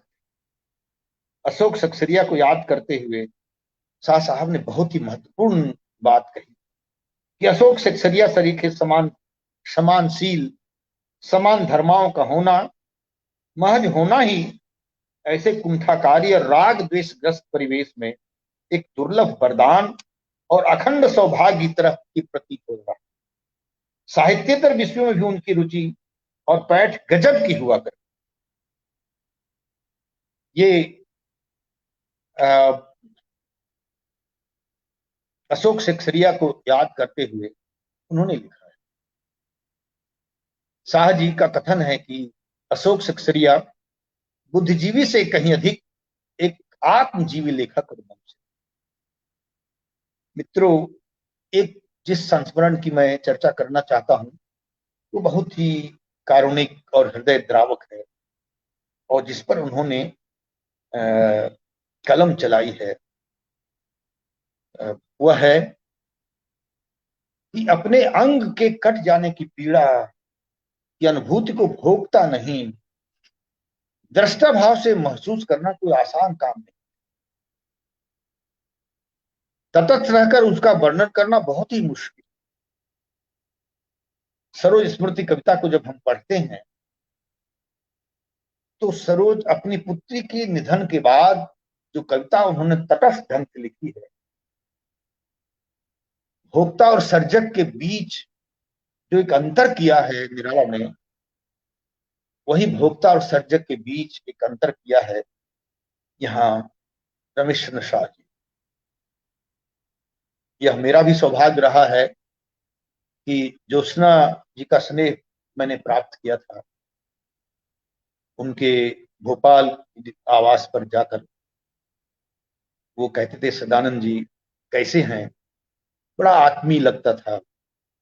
तो अपनी जीवन संगिनी को याद करते हुए शाह साहब इस मुश्किल से गुजरे।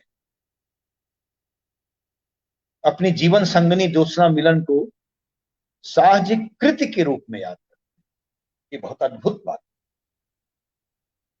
जो उनके लिए स्मृति नहीं कृति ही बनी रही। एक सदा अपूर्वानुमेय और असामाप्य, ये सब उन्हीं के शब्द हैं। ज्योत्सना जी के साथ प्रथम साक्षात्कार उनकी रचना के माध्यम से हुआ और वह परिचय मंजिष्ठा राग को पहुंचा। दोनों एक सूत्र में आबद्ध हुए। वीरेंद्र कुमार जैन की पुत्री ज्योत्सना मिलन का विवाह पूर्व जीवन मुंबई जैसे महानगरी परिवेश में के बीच गुजरा था और विवाहोपरांत महानगरी परिवेश से सीधे विंध्य प्रदेश के एक सर्वाधिक पिछड़े हुए इलाके सीधी के परिवेश से सामंजस्य बनाने का सारा श्रेय डॉक्टर रमेश चंद्र शाह ज्योत्सना जी की सर्व स्वीकारी और सर्वाश्लेषी अंतरात्मा या के अंतःकरण को ही, ये उन्होंने इस चीज को रेखांकित किया है बहुत शिद्दत के साथ। उसको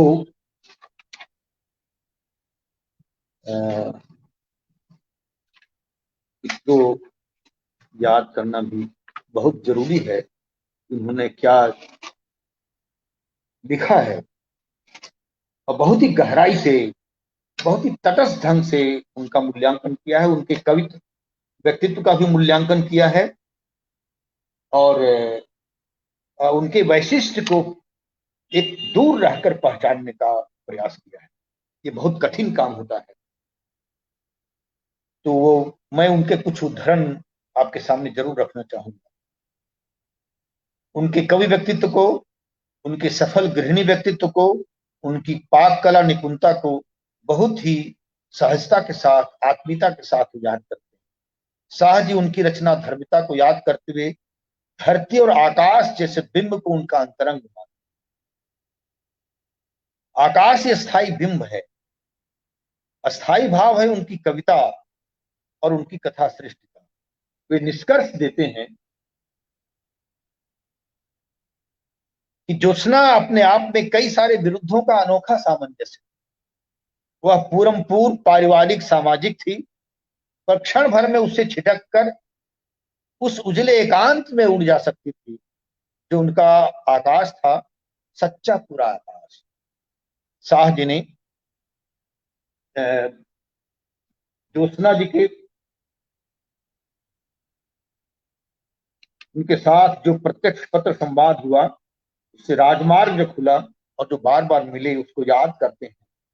किंतु वह मिलना अक्षर कुंजों में मिलने के अनुभव से हर बार कुछ अलग ही छिटका रहा, कभी उसके समकक्ष उठ नहीं पाता। नीति का कैसा संकेत था जिसे पाकर सारा जीवन ही मानो उसे एक दुर्दम्य और उदग्र उत्कंठा में सिमट आया था। उसी एक प्रतीक्षा और उसी एक आहट को समर्पित, उसी से एक जान। हमारे सामने 20 सहकर्मी आए और 1.5 बरस के भीतर ही उस अंडमान से अपनी रिहाई करवा के चले आए। ये सीधी में जो काफी दिनों तक रहना पड़ा था, उसको अंडमान के रूप में वो याद करते हैं। हम ही एकमात्र अपवाद थे जो बिना किसी आशा या संभावना तक की टोह लिए उस अरण्य कांड में मस्त रहे आए, उसे अपना राज्याभिषेक मानते रहे। इस उत्सव धर्म यहाँ क्या भला क्या कसर रह गई थी हमारे लग्न जीवन के उत्सव काल को स्मृति सार्थक बनाने में। सबसे पहली पोस्टिंग सीधी में हुई थी 7 साल की, और उसके साथ पहली बार रहने का सहयोग उनको प्राप्त हुआ था उस निर्जन बियाबान इलाके में।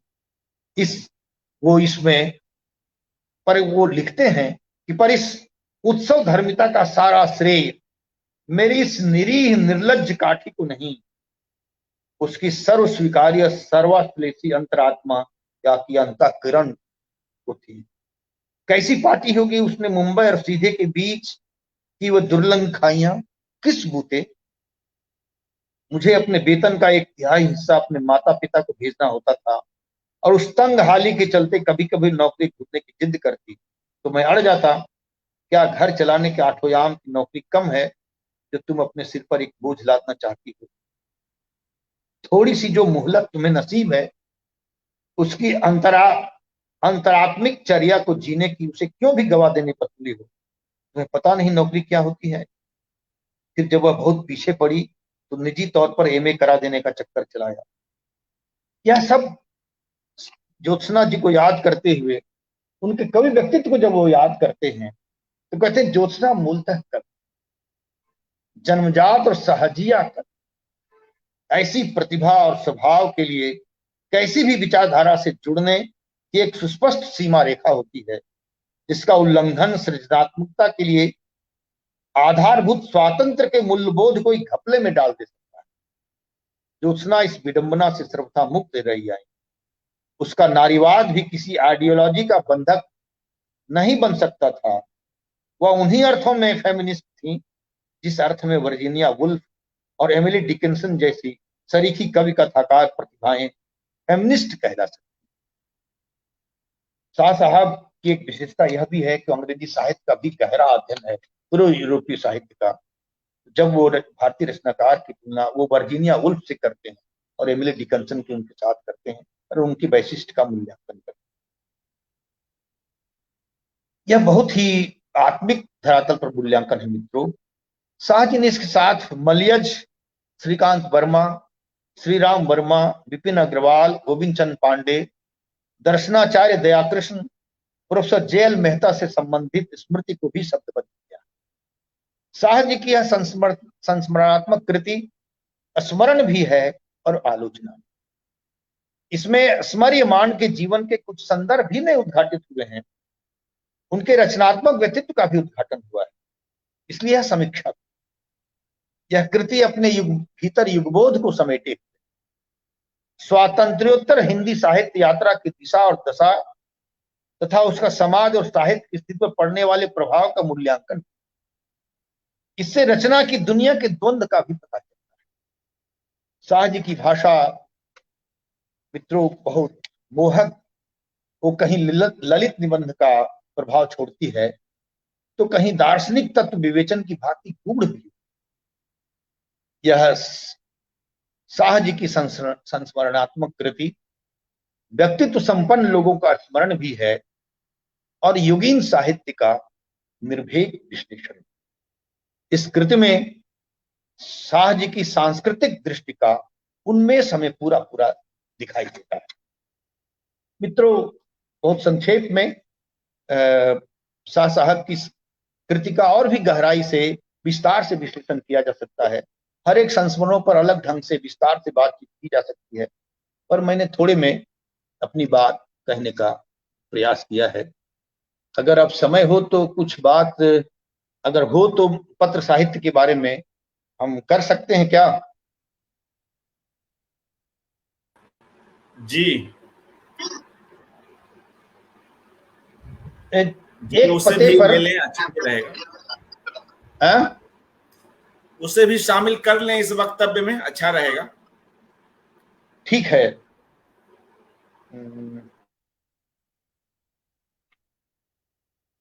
एक पते पर ये शाह जी का दूसरा संकलन है, पत्र संकलन है। इससे पहले एक संकलन शाह जी का प्रकाशित हुआ था, मलयज द्वारा लिखे गए, उसमें पत्र संकलित थे। रंग अभी गीले हैं। वह पहले ही पाठकों के सामने आ चुका था। एक पते पर संग्रह में जिन रचनाकार आलोचकों के पत्र हैं, वे सभी अपने समय के प्रमुख हस्ताक्षर रहे।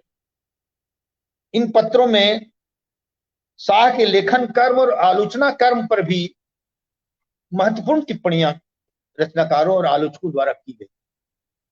इसमें आत्मीयता की अभिव्यक्ति है, जीवन और जगत की सामान्य स्थितियों की चर्चा भी है, और अपने समय की रचनात्मक और आलोचनात्मक जलवायु की पड़ताल। साहित्य और संस्कृति के क्षेत्र में विदेशी चिंतन की बढ़ रही प्रधानता से उत्पन्न विडंबना की चिंता, अपनी परंपरागत विरासत की उपेक्षा पर पीड़ा व्यक्त की गई है।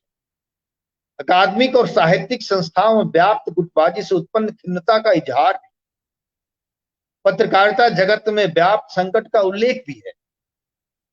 भारतीय भाषाओं के साहित्य पर अंग्रेजी में लिखे जा रहे साहित्य के वर्चस्व से उत्पन्न द्वंद्व की चर्चा भी। ये पत्र 70 के दशक से लेकर 20वीं शताब्दी के अंतिम दशक के कालखंड का स्पर्श करते हैं।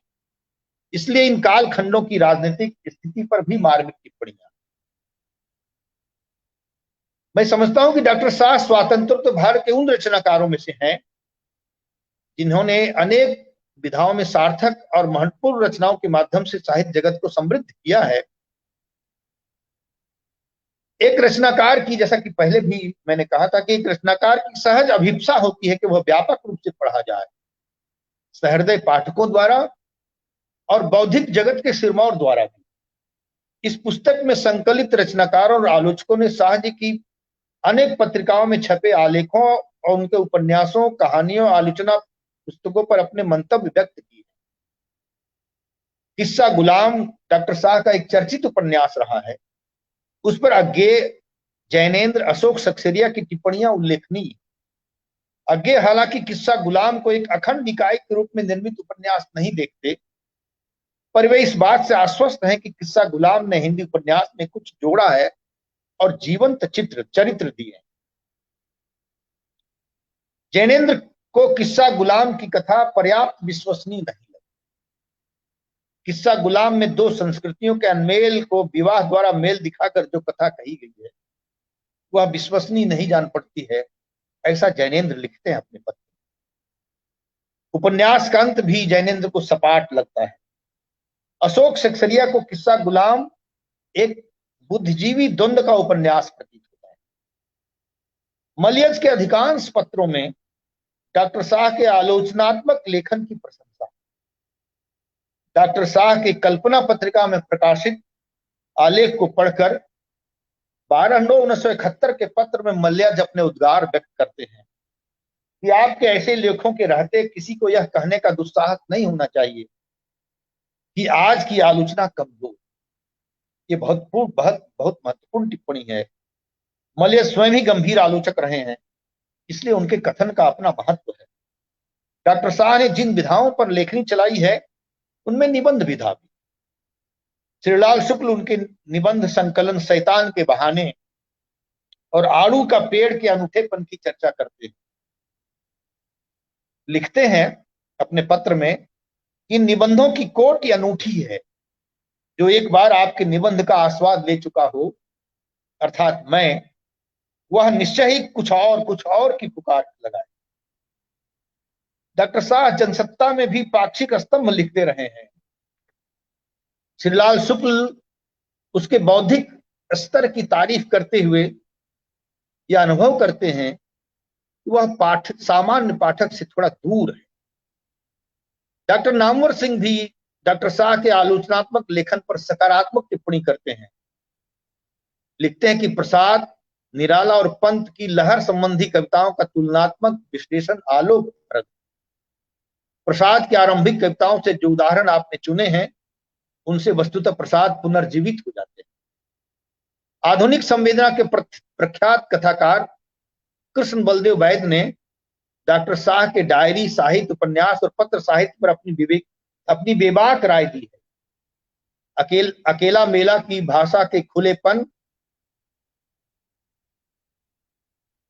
औपचारिकता, अनौपचारिकता, सहजता और बेतकल्लुफी की ओर वो विशेष रूप से रेखांकित करते हैं। ये कृष्ण बलदेव वैद्य का एक उद्धरण मैं आपके सामने संदर्भ में रखना चाहता हूं। ये इस निबंध के 223 पेज पर है उनका पत्र, वो मैं आपके सामने पढ़ देना चाहता हूं। वो बहुत ही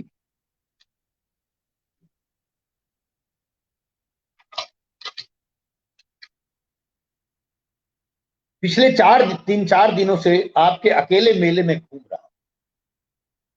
इस पुस्तक को आद्यपान पढ़ना मुझे जरूरी और ठीक नहीं लगा। कहीं से भी खोल कर पढ़ना शुरू कर देता रहा। अभी तक कोई भी खुलन अरोचक और अप्रिय नहीं रही। कई बार महसूस हुआ है कि आप में पहाड़ सा धीरज है। जिस किताब या मुलाकात या अनुभव या याद का जिक्र करते हैं, ठहराव लगाव के साथ करते हैं। अनावश्यक विस्तार भी नहीं है, भाषा में भी खुलापन है, अनौपचारिकता है, सहजता है, बेतकल्लुफी है, यानी वे गुण जो डायरी में होने चाहिए। याद आता है कि किसी पत्रिका में आपकी डायरी अंश पढ़ने के बाद मैंने आपको एक पत्र में कुछ लिखा था। शायद धीमी शिकायत की थी। वैसी शिकायत मुझे अकेला मेला में लगाई गई अब तक की डुबकियों के बाद नहीं। अगे, मलियज, निर्मल, किशन पटनायक, दयाकृष्ण ऐसे अनेक अन्यों की झलकियां आकर्षक हैं। जीवन और साहित्य, दर्शन और अध्यात्म के बारे में आपके विचार। डायरी लेखक के किसी दूसरे काम की तरह उसके स्वभाव, संस्कार, अनुभव, कल्पना, संसार, आग्रह, दुराग्रह की ही तो किसी हद तक प्रतिबिंबित करती है, उसी से प्रभावित और परिसीमित करती है। इसलिए डायरी में काम की तरह ही अंतर और भिन्नता अनिवार्य है। अभी और डुबकियां लगाऊंगा और लुत्फ उठाऊंगा। यह बहुत ही आत्मीय ढंग से और सचमुच मित्रों, अकेला मेला एक अद्भुत डायरी लेखन है। मेरे सामने वो पुस्तक है। मैं चाहूं तो उसका अंश कुछ पढ़ के सुनाऊं, पर थोड़ी चर्चा ज्यादा विस्तृत हो जाएगी, इसलिए मैं अपने लोभ का संवरण कर रहा हूं। कृष्ण बलदेव वैद्य का एक पूरा पत्र ही डॉक्टर शाह के उपन्यास आप कहीं नहीं रहते विभूति बाबू पर केंद्रित है, जिसमें वे कहते हैं कि मुझे विभूति बाबू के सशक्त हिस्से वही लगे जहां आप पाठक को भी भूल जाते हैं, अपने अध्यापक और लेखक को भी भूल जाते हैं और विभूति बाबू के मर्म पर केंद्रित रहते हैं। पत्र मित्रों, भले ही कोई किसी को लिखता हो, पर वह अपने युग को भी वाणी देता है, युग की विसंगतियों और प्रश्नों को रेखांकित करता है। इस संकलन में जिन लेखकों के पत्र हैं, उन्होंने अपनी रचना यात्रा क्रम में विविध खट्टे मीठे अनुभव प्राप्त किए थे। वे भी सब पत्रों में अभिव्यक्त हुए हैं। हमारे साहित्य जगत का बड़ा दुर्भाग्य रहा है कि स्वतंत्रता प्राप्ति के बाद विचारधारा के आधार पर वह मोर्चेबंदी का शिकार हुआ। इसने भले ही किसी का अहं को तृप्त किया हो, पर सामान्य पाठक को भ्रमित किया और अंततः साहित्य और समाज को अपूरणीय क्षति पहुंचाई। इस साहित्यिक मोर्चेबंदी के शिकार, जैसा कि उस डायरी उनके संस्मरण साहित्य में भी मैंने कहा था कि इसके शिकार अज्ञे रहे, दलबद्ध रहे। अज्ञे अपने पत्र में लिखते हैं कि इस समय दलबद्ध आलोचना का दौर चल रहा है। इस मोर्चेबंदी के एक धुरी को नामवर सिंह संभाल रहे थे और उसमें अशोक वाजपेयी भी शरीक थे। और मजे की बात यह है कि नामवर सिंह और अशोक वाजपेयी एक दूसरे के पसंद के व्यक्ति या सलाहकार नहीं थे, पर उनमें समानता यह थी कि दोनों आज्ञे के विरोध। हम सब जानते हैं कि जो फिलहाल अशोक वाजपेयी की पुस्तक है, आलोचना पुस्तक है, उसमें आज्ञे के बारे में लिखते हुए उन्होंने शीर्षक ही दिया है, बूढ़ा गिद्ध जो पंख फैलाए। आप सबको स्मरण होगा। इसलिए अशोक वाजपेयी की कल्पना और उस समय के मुख्यमंत्री अर्जुन सिंह के बूते जिस भारत भवन का निर्माण हुआ था, उसके लिए आज्ञे लिखते हैं कि भारत भवन एक ऐसा संस्थान है इसमें समस्त सांस्कृतिक व्यापार एक संगठन की मोनोपोली बनकर रह गया है। यह आज्ञे का दर्द है। आज्ञे अपनी उपेक्षा से भी आहत होते हैं। उन्हें भारत भवन में निकलने वाली पत्रिका पूर्वग्रही रूप खलता है। निर्मल वर्मा भी अशोक वाजपेयी पर एक मनोरंजक टिप्पणी करते हैं। एक पत्र में, शाह जी को लिखे गए एक पत्र में निर्मल वर्मा लिखते हैं, अशोक जी से 2-3-4 बार मुलाकात हुई, परंतु जब से लौटा हूं उनसे गंभीर विषय पर बातचीत करने का मन नहीं। एक बहुत बड़ी टिप्पणी। शाह जी साहित्य में व्याप्त मोर्चेबंदी की भर्त्सना करते हैं। मलियस को एक लिखे पत्र में डॉक्टर शाह लिखते हैं कि जो जितने जोर से स्टैंड स्टैंड चीखता है, मुझे उसमें इस मानसिक पराधीनता की अव्यक्त आर्तनाद सुनाई देता है। अशोक सेक्सरिया भी साहित्य और कला जगत में व्याप्त विकृति की चर्चा करते हुए प्रकारांतर से भारत भवन को उसके लिए उत्तरदायी मानते। वे अपने पत्र में लिखते हैं कि भारत भवन मुझे लगता है इस तरह की विकृति को बल देता है। मैं एक बार भोपाल गया था तो वहां जो देखा वह इतना कृत्रिम और आत्ममुग्धता वाला था कि ऊब से होने लगा। साहित्य में व्याप्त दलबंदी का ही एक उदाहरण यह भी है कि अशोक वाजपेयी अपने एक पत्र में डॉक्टर शाह को आज्ञे द्वारा संपादित नया प्रतीक से किनारा कसी की सलाह देते हैं।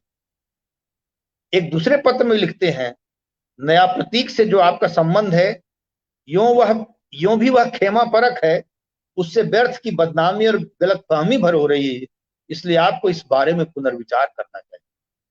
ध्यातव्य है मित्रों कि नया प्रतीक के सलाहकार मंडल में रमेश चंद्र शाह का नाम।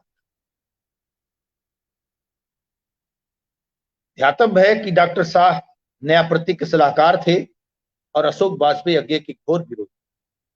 आश्चर्य यह है कि अशोक वाजपेयी स्वयं खेमे बांध रहे हैं पर आरोप आज्ञे पर लगा। अशोक वाजपेयी के पत्र में नामवर सिंह से उनके खिंचाव और अशोक वाजपेयी के इस अहंग की प्रतिध्वनि भी साफ सुनी जा सकती। वे अपने एक पत्र में, अशोक वाजपेयी अपने पत्र में शाह साहब को लिखते हैं, जिसमें वो पटना के एक आयोजन की चर्चा करते हैं। इतना पत्र लिखकर पटना चला गया था। वहां काफी जमावड़ा था, करीब 50 से ज्यादा युवा लेखक। कुल मिलाकर निजी संपर्क से अधिक कुछ हुआ ही। सारे सम्मेलन का केंद्र नामवर सिंह बने रहे। ये अशोक वाजपेयी की पीड़ा है कि केंद्र उनको बनना चाहिए था, पर वो नामवर सिंह बन गए। नामवर सिंह जिसे तो सालों से कोई पत्राचार नहीं हुआ। मेरे प्रति उनकी जो उदासीनता है उसे ध्यान में रखते हुए मैं भी उन्हें कष्ट देना उचित नहीं समझता। अब जरूरत भी कुछ नहीं।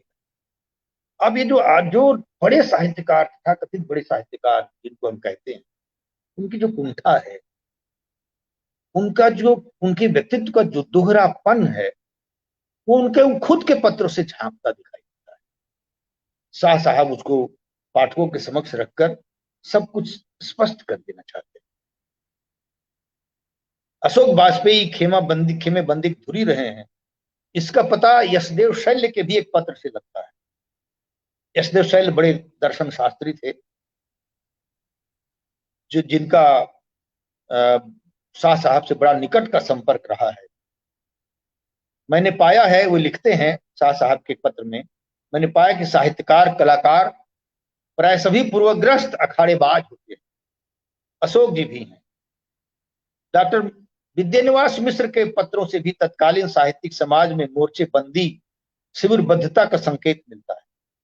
विद्यानिवास जी को भी तथाकथित प्रगतिशीलों ने अस्पृश्य के खाते में डाल दिया था, और मिश्र जी को इस बात का संतोष है कि शाह जी एक ऐसे सुविज्ञ पाठक हैं जो इनकी रचनाओं में रुचि लेते हैं।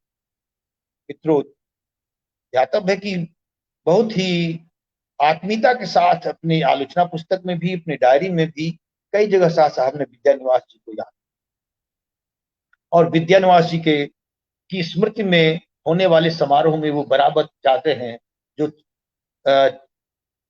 12 से 15 जनवरी के बीच वाराणसी में आयोजित होता रहा है, उसमें वो बराबर जाते रहे। विद्यानिवास मिश्र की समवयस्कों की उदासीनता पर चर्चा करते हुए लिखते हैं कि समवयस्क पाठक इतने रूढ़ हो चुके हैं कि जो ही उनके विचारों को धक्का लगता है वे किताब ही बंद कर देते हैं। स्वातंत्रोत्तर हिंदी साहित्य की दुनिया जब विचारधारा से आक्रांत हुई तो सर्वाधिक विरोध अज्ञे का हुआ, जो खेमाबाजी के विरोध में खड़े थे। इस विरोध से अज्ञे का गलत मूल्यांकन हुआ। इसने मलयज जैसे संजीदा लेखक को भी प्रभावित किया। ऐसा नहीं होता तो मलयज प्रयोग धर्मी और मानवीय संवेदना के धनी रचनाकार अज्ञे के लिए यह नहीं लिखते कि अज्ञे अपनी जिस दुनिया में रहते हैं वह दुनिया एक बंद दुनिया है और मैं पूरी ताकत से इस दुनिया का नागरिक बनने से इनकार करता हूं। आप तय मलयज की भी टिप्पणी। रघुवीर साहब स्वीकार करते हैं कि हिंदी आलोचना संसार में अज्ञे को लेकर ईर्ष्या या भक्ति दिखाने के कितने ही आलोचक तैयार बैठे रहते हैं। अज्ञे के प्रति विरोध का स्वरूप क्या था, इसकी झलक अज्ञे के ही 7/6/1972 के पत्र में मिलती है। अज्ञे जोधपुर विश्वविद्यालय में तुलनात्मक साहित्य के प्रोफेसर नियुक्त हुए थे और अपनी कल्पना के अनुरूप विभाग बनाना चाहते थे, पर वहां भी उन्हें विरोध का सामना करना पड़ा, जबकि अज्ञे नए सृजन धर्मी रचनाकार को लेकर चिंतित रहते थे और निरंतर उनसे संवाद करना चाहते थे। अपने संस्मरण में भी शाह साहब ने इस बात का उल्लेख किया। इसके लिए अज्ञे ने निरंतर लेखक शिविर भी आए। डॉक्टर शाह के साहित्यिक पत्रों का दायरा बहुत बड़ा था, पर उनमें से कुछ ऐसे रचनाकार थे जो इस समय के बौद्धिक समुदाय में व्याप्त आत्महीनता की स्थिति से क्षुब्ध थे। उनका मानना था कि भारत को विदेशी प्रत्ययों के आधार पर अपने वाङ्मय का अनुशीलन नहीं करना चाहिए। ये रचनाकार भारत के महत्वपूर्ण विरासत के प्रति भारतीयों के अज्ञान से भी क्षुब्ध दिखाई देते। इस दृष्टि से यह संकलन अपने समय के बौद्धिक जगत में व्याप्त धुंध से हमारा साक्षात्कार करा। सबसे बड़ी विडंबना यह थी कि आजादी मिलने के बाद भी सांस्कृतिक पराधीनता से मुक्ति नहीं मिली। स्वतंत्रता प्राप्ति के बाद एलिट किस्म के बुद्धिजीवी भारत में अंग्रेजी में लिखे जाने वाले साहित्य को भारतीय साहित्य का प्रतिनिधि मानने लगे। अज्ञे इसका विरोध करते हैं। मैं साग्रह यह मानता हूं कि भारतीय साहित्य भारतीय भाषाओं में है और इंडो एंग्लियन लिटरेचर केवल एक नकली फूल है। निर्मल वर्मा प्रख्यात दार्शनिक जड़ावलाल मेहता की पुस्तक में हिंदू ट्रेडिशन लेख को अत्यंत प्रासंगिक मानते हुए टिप्पणी करते हैं कि हमारे बुद्धिजीवियों में अपनी परंपरा के प्रति अज्ञान इतना भरा है कि डॉक्टर मेहता के इस निबंध को पढ़ते हुए मुझे लगा कि यह उनके लिए पढ़ना अनिवार्य कर देना चाहिए। अशोक सक्सेरिया भी यह अनुभव करते हैं कि भारतीय बौद्धिक या भारतीय लेखक कहीं आधुनिक सभ्यता के सामने प्रश्न नहीं करते।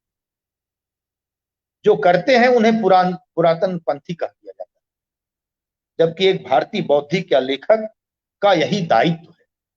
मुकुंद लाठ अब 13/10/1990 के एक पत्र में इस बात पर पीड़ा व्यक्त करते हैं कि अब हमें अपने पारिभाषिक शब्द भी पराये लगने लगे। वे विशेषतया 3 शब्दों की ओर संकेत करते हैं: नीति, धर्म और व्यवहार। वे इस विडंबना की ओर ध्यान दिलाते हैं कि ये शब्द हमारे जीवन, हमारे सोचने की धुरी पर नहीं। हमने विलायती मॉडल की गाड़ी ले ली। अपनी परंपरा के प्रति उदासीनता की चर्चा प्रख्यात दर्शन तत्ववेता जड़ालाल मेहता भी करते। वे डॉक्टर शाह को लिखे 7/8/1985 के एक पत्र में इस बात पर क्षोभ प्रकट करते हैं कि शंकराचार्य पर राजा राम मोहन राय से लेकर आज तक भारत में अंग्रेजी या हिंदी में या अन्य भारतीय भाषाओं में एक भी प्रामाणिक ग्रंथ नहीं लिखा। जो कुछ भी काम हुआ है वह जर्मन विद्वानों द्वारा हुआ है और उसका ज्ञान भी हमारे विश्वविद्यालय में नहीं के बराबर। यह बहुत महत्वपूर्ण बात है। बड़ी विडंबना है कि हम अभिनव गुप्त पर फ्रेंच विद्वान की टीका को हम पढ़ते। हमारे यहाँ अभिनव गुप्त को समझने समझाने वालों की कमी है। उनके तंत्रालोक, उनकी जो व्याख्या है और भी जो उनका रस सिद्धांत है, उनका जो शैव प्रतिभिज्ञा दर्शन है, उसको समझने की चेष्टा के लिए हमें फ्रेंच विद्वानों की शरण लेनी पड़ती है। यह भारतीय साहित्य के लिए, भारतीय साहित्यकारों के लिए, भारतीय साहित्य के पाठकों के लिए एक बड़ी विडंबना की स्थिति। महाभारत भारत का अद्वितीय ग्रंथ है। उसे पंचम वेद की संज्ञा दी गई। श्रीमद् भगवत गीता महाभारत का ही अंश है। वह नीति, धर्म और संस्कृति का अमूल्य ग्रंथ है। डॉक्टर मेहता क्षोभ प्रकट करते हैं कि यदि महाभारत हमारे लिए बहुमूल्य चीज है तो इसके लिए भारत के विश्वविद्यालय में कोई पीठ क्यों नहीं। डॉक्टर मेहता विश्वविद्यालय में दर्शन के क्षेत्र में समर्पित कार्य क्षमता वाला व्यक्ति नहीं थे। यह संकलन अपने समय की राजनीतिक उथल पुथल और उससे प्रभावित संवेदनशील चिंतक का गवाह है। उसमें उस दौर की राजनीति की चर्चा है जब पहली बार केंद्र से कांग्रेस पार्टी अपदस्थ हुई थी और जनता पार्टी की सरकार बनी थी, पर वह प्रयोग भी विफल हुआ।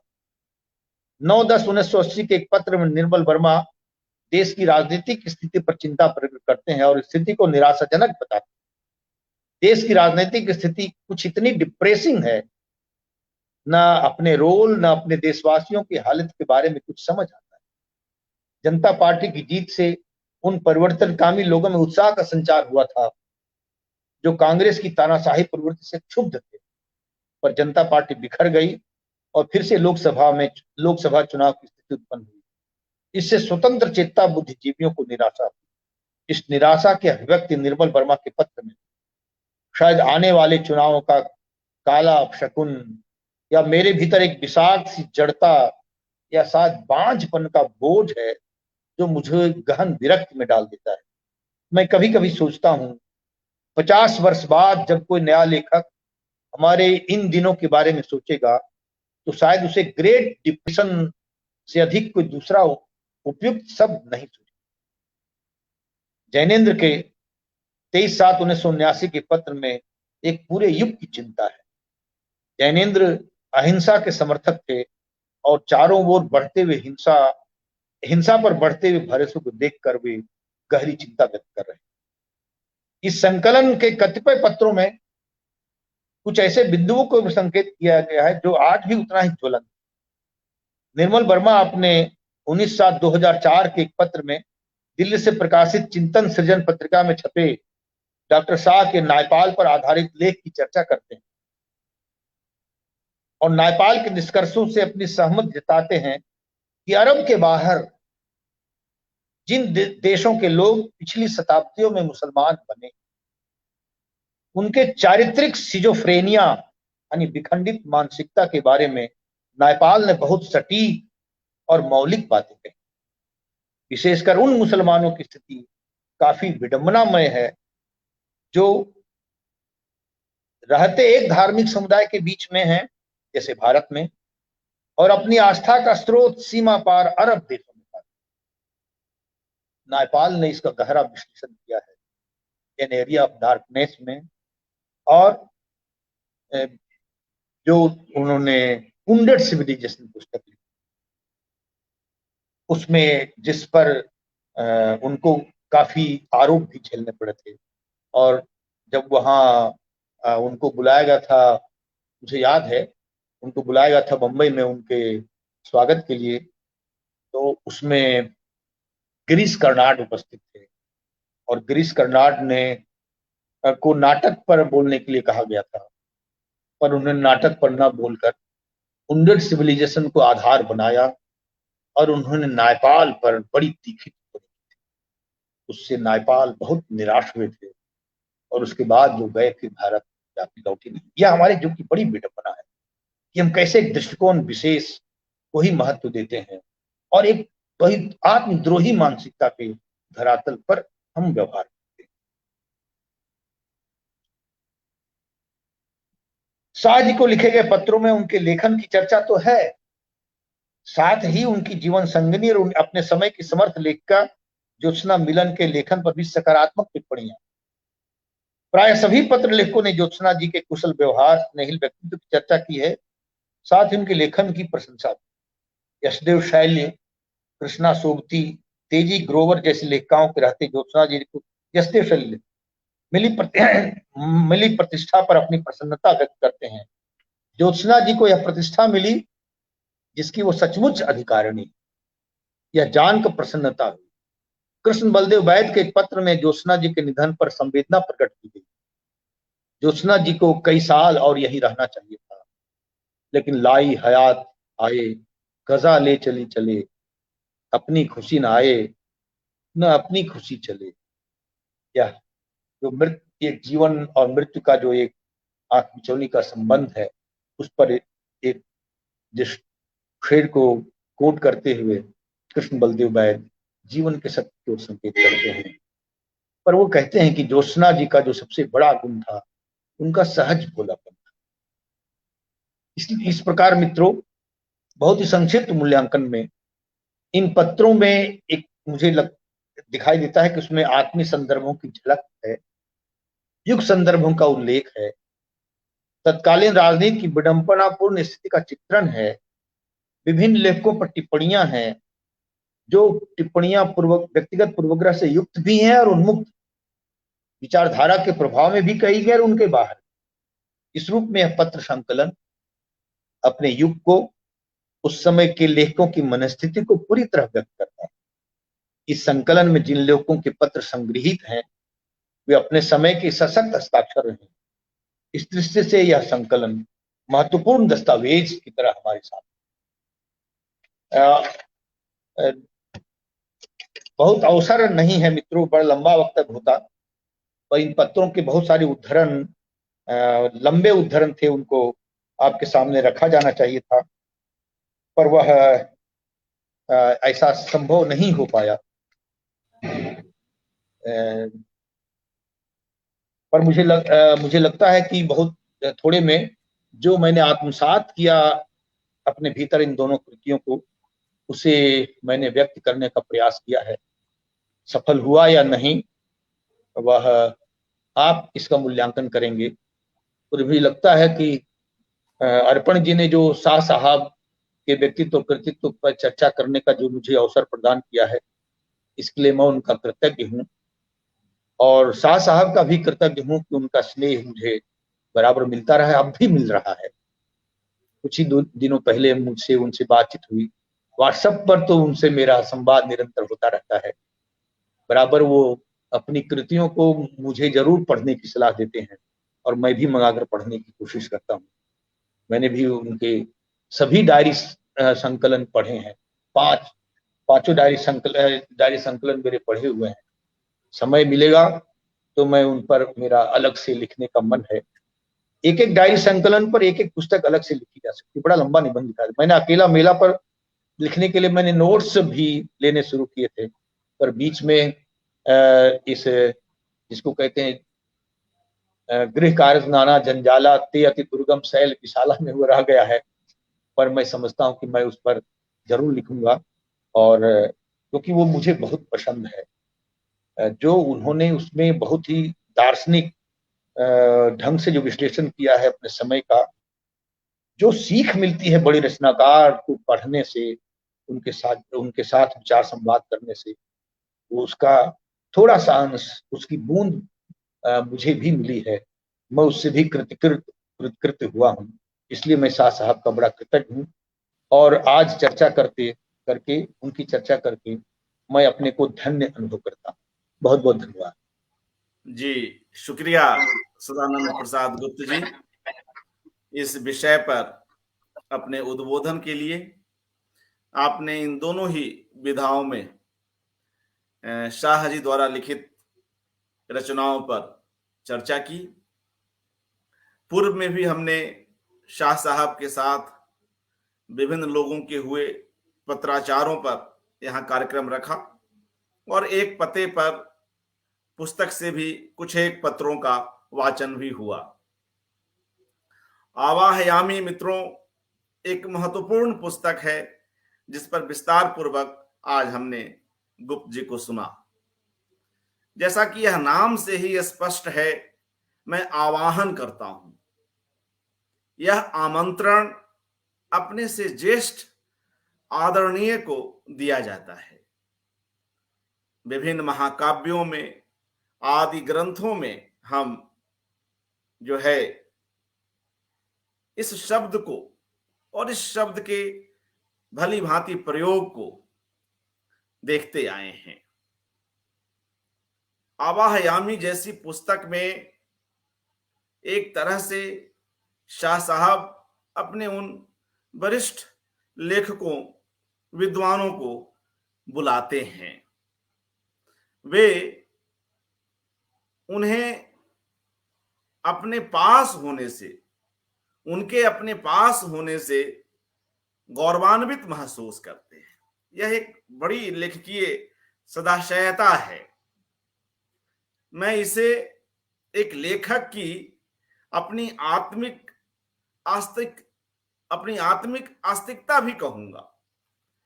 जो संवेद का उन पर यह विशेषांक आया था शाह जी पर, उसमें मेरे आलेख का शीर्षक भी यही था, रमेश चंद्र शाह आत्मिक आस्तिकता का विरल रचनाकार। श्रीकांत वर्मा जी की पुण्यतिथि आ रही है 25 तारीख को। उन पर भी केंद्रित एक संस्मरण हम यहां देखते हैं। जबकि श्रीकांत वर्मा जी से शाह जी का कोई प्रत्यक्ष वास्ता कम रहा, बहुत नहीं रहा, फिर भी शाह साहब उसी दक्षता से श्रीकांत वर्मा पर भी लिखते हैं। ऐसा क्यों होता है? हम अगर सोचें तो पाते हैं कि बेशक कई बार हमारे संस्मरणों में घटनाओं के विवरण कम हों, मगर एक बड़ा लेखक जब किसी लेखक पर लिखता है तो कम घटनाओं का होना कोई कारण नहीं होता कि वह उस पर न लिखे, क्योंकि शाह जी लगातार लेखकों की रचनाओं के साथ अवगाहन करते हैं। इसके कई सूत्र हमें इस किताब में भी देखने को मिलते हैं। और उचित ही आज सदानंद प्रसाद गुप्त जी ने इन दोनों ही विधाओं को रखा, पत्राचार को और संस्मरण को, क्योंकि इस संस्मरण की पुस्तक में भी थाती के रूप में संग्रहित पत्राचारों का एक बेहतरीन इस्तेमाल हो सका है। कलात्मक रूप से उन संस्मरणों का प्रयोग शाह जी ने इस आवाहयामी में भी किया है। वे पत्र व्यवहार मुक्तिबोध के साथ हों या श्रीकांत वर्मा के साथ या स्वयं ज्योत्सना मिलन जी के साथ, शाह कई ऐसे उन दिनों के प्रसंगों से जुड़े पत्रों के अंशों का जिक्र करते हैं। इससे उनके संस्मरणों की जो चमक है, मुझे लगता है कुछ और निखर जाती है, कुछ और बढ़ जाती है। मैं यहां पर शाह जी की एक कविता की कुछ पंक्तियां रखूंगा। एक मरणासन व्यक्ति के समीप की ये पंक्तियां सुनिए। लहर टूट जुड़ रही वहां, लहर टूट जुड़ रही वहां, जो लहरों में हों लोग, जान चुका था जिन्हें जानना। लहर टूट जुड़ रही वहां, जो लहरों में हों लोग, जान चुका था जिन्हें जानना। सचमुच वे संजोग फेंट रहे होंगे अब भी तो कहीं किसी के हाथ। पहुंचाता क्या प्रलय इसी विधि फिर अपनों के साथ। पहुंचाता क्या प्रलय इसी विधि फिर अपनों के साथ। रमेश चंद्र शाह जैसा लेखक जिनसे जुड़ा, जिनसे जो कुछ लिया, उन्हें अपनी स्मृतियों में साभार सहेजे रहा, उन्हें मुक्त भाव से याद किया। अपने विशद देशी विदेशी संपर्क संजाल में वे साहित्य सहित कई कला माध्यमों में आवाजाही करते हैं और उन्हें तदनुसार अपने शब्द पिरामिड में समुचित जगह देते हैं। यह शाह जैसे लेखक की अपनी गतिशीलता है और उनके लेखन का एक विशिष्ट स्थापत्य भी मैं इसे मानता हूं। सदानंद जी की ओर से इस अवसर पर हमें कुछ चित्र मिले हैं, 2 ही चित्र मिल पाए। बाद में कभी और किसी अवसर पर अन्य चित्रों को देखेंगे। तो यहां वे 2 चित्र मैं स्क्रीन पर रख रहा हूं और गुप्त जी से अनुरोध करता हूं कि वे इन चित्रों पर कुछ कहें। जी अर्पण जी, यह जो पहला चित्र आपने दिखाया है वह मैं एक कार्यक्रम में भोपाल गया था। संभवतः जो हिंदी भवन है उसका कार्यक्रम था, निबंधों पर आधारित कार्यक्रम था शायद। उसमें मुझे पावस व्याख्यान माला में, तो उस समय मैं शाह साहब के यहाँ साहब से मिलने गया था, तो उनके आवास पर लिया गया चित्र है। उनमें इसमें कुछ चित्र मेरे पास और भी हैं, 2-1 जो शाह साहब की मुद्राओं के चित्र हैं, वो भी मैं आपको भेज दूंगा। जी। वो चित्र भी अलग से, उसमें केवल शाह साहब हैं, मैं नहीं हूं, पर वो उनकी जो एक दार्शनिक मुद्रा है चित्र देख करके वो इसमें लगती है। ये जो एक आत्मीय संस्पर्श जो मुझे शाह साहब का मिला था वो ये उनके आवास का है, भोपाल का जी, भदभदा रोड, निराला नगर। अब ये दूसरा जो चित्र है मित्रों, एक बता दूं कि जब मुझे उत्तर प्रदेश हिंदी संस्थान का दायित्व मिला तो मैंने एक संगोष्ठी यहाँ की थी अज्ञे निर्मल वर्मा और रमेशन शाह के कथेतर गद्य पर। तो एक संगोष्ठी थी, 3 दिनों की संगोष्ठी थी और उसमें शाह साहब भी आए थे। तो उस समय का तो ये चित्र नहीं है। फिर मैंने हम लोगों ने तय किया, हमारी पुरस्कार जो सम्मान समिति होती है, पुरस्कार समिति, कि शाह साहब इस समय के बड़े तेजस्वी और वरिष्ठतम रचनाकार हैं, जो जिनकी सभी विधाओं में अत्यंत महत्वपूर्ण कृतियां हैं, तो उन्हें भारत भारती से सम्मानित किया जाए। तो भारत भारती सम्मान लेने के लिए जब वो आए थे तो लखनऊ के जो उत्तर प्रदेश पर्यटन विभाग का होटल है, गोमती होटल, उसमें वो रुके हुए थे। मैं उनसे मिलने गया था, तो जिस कक्ष में रुके हुए थे तो उनके साथ ये लिया हुआ चित्र है।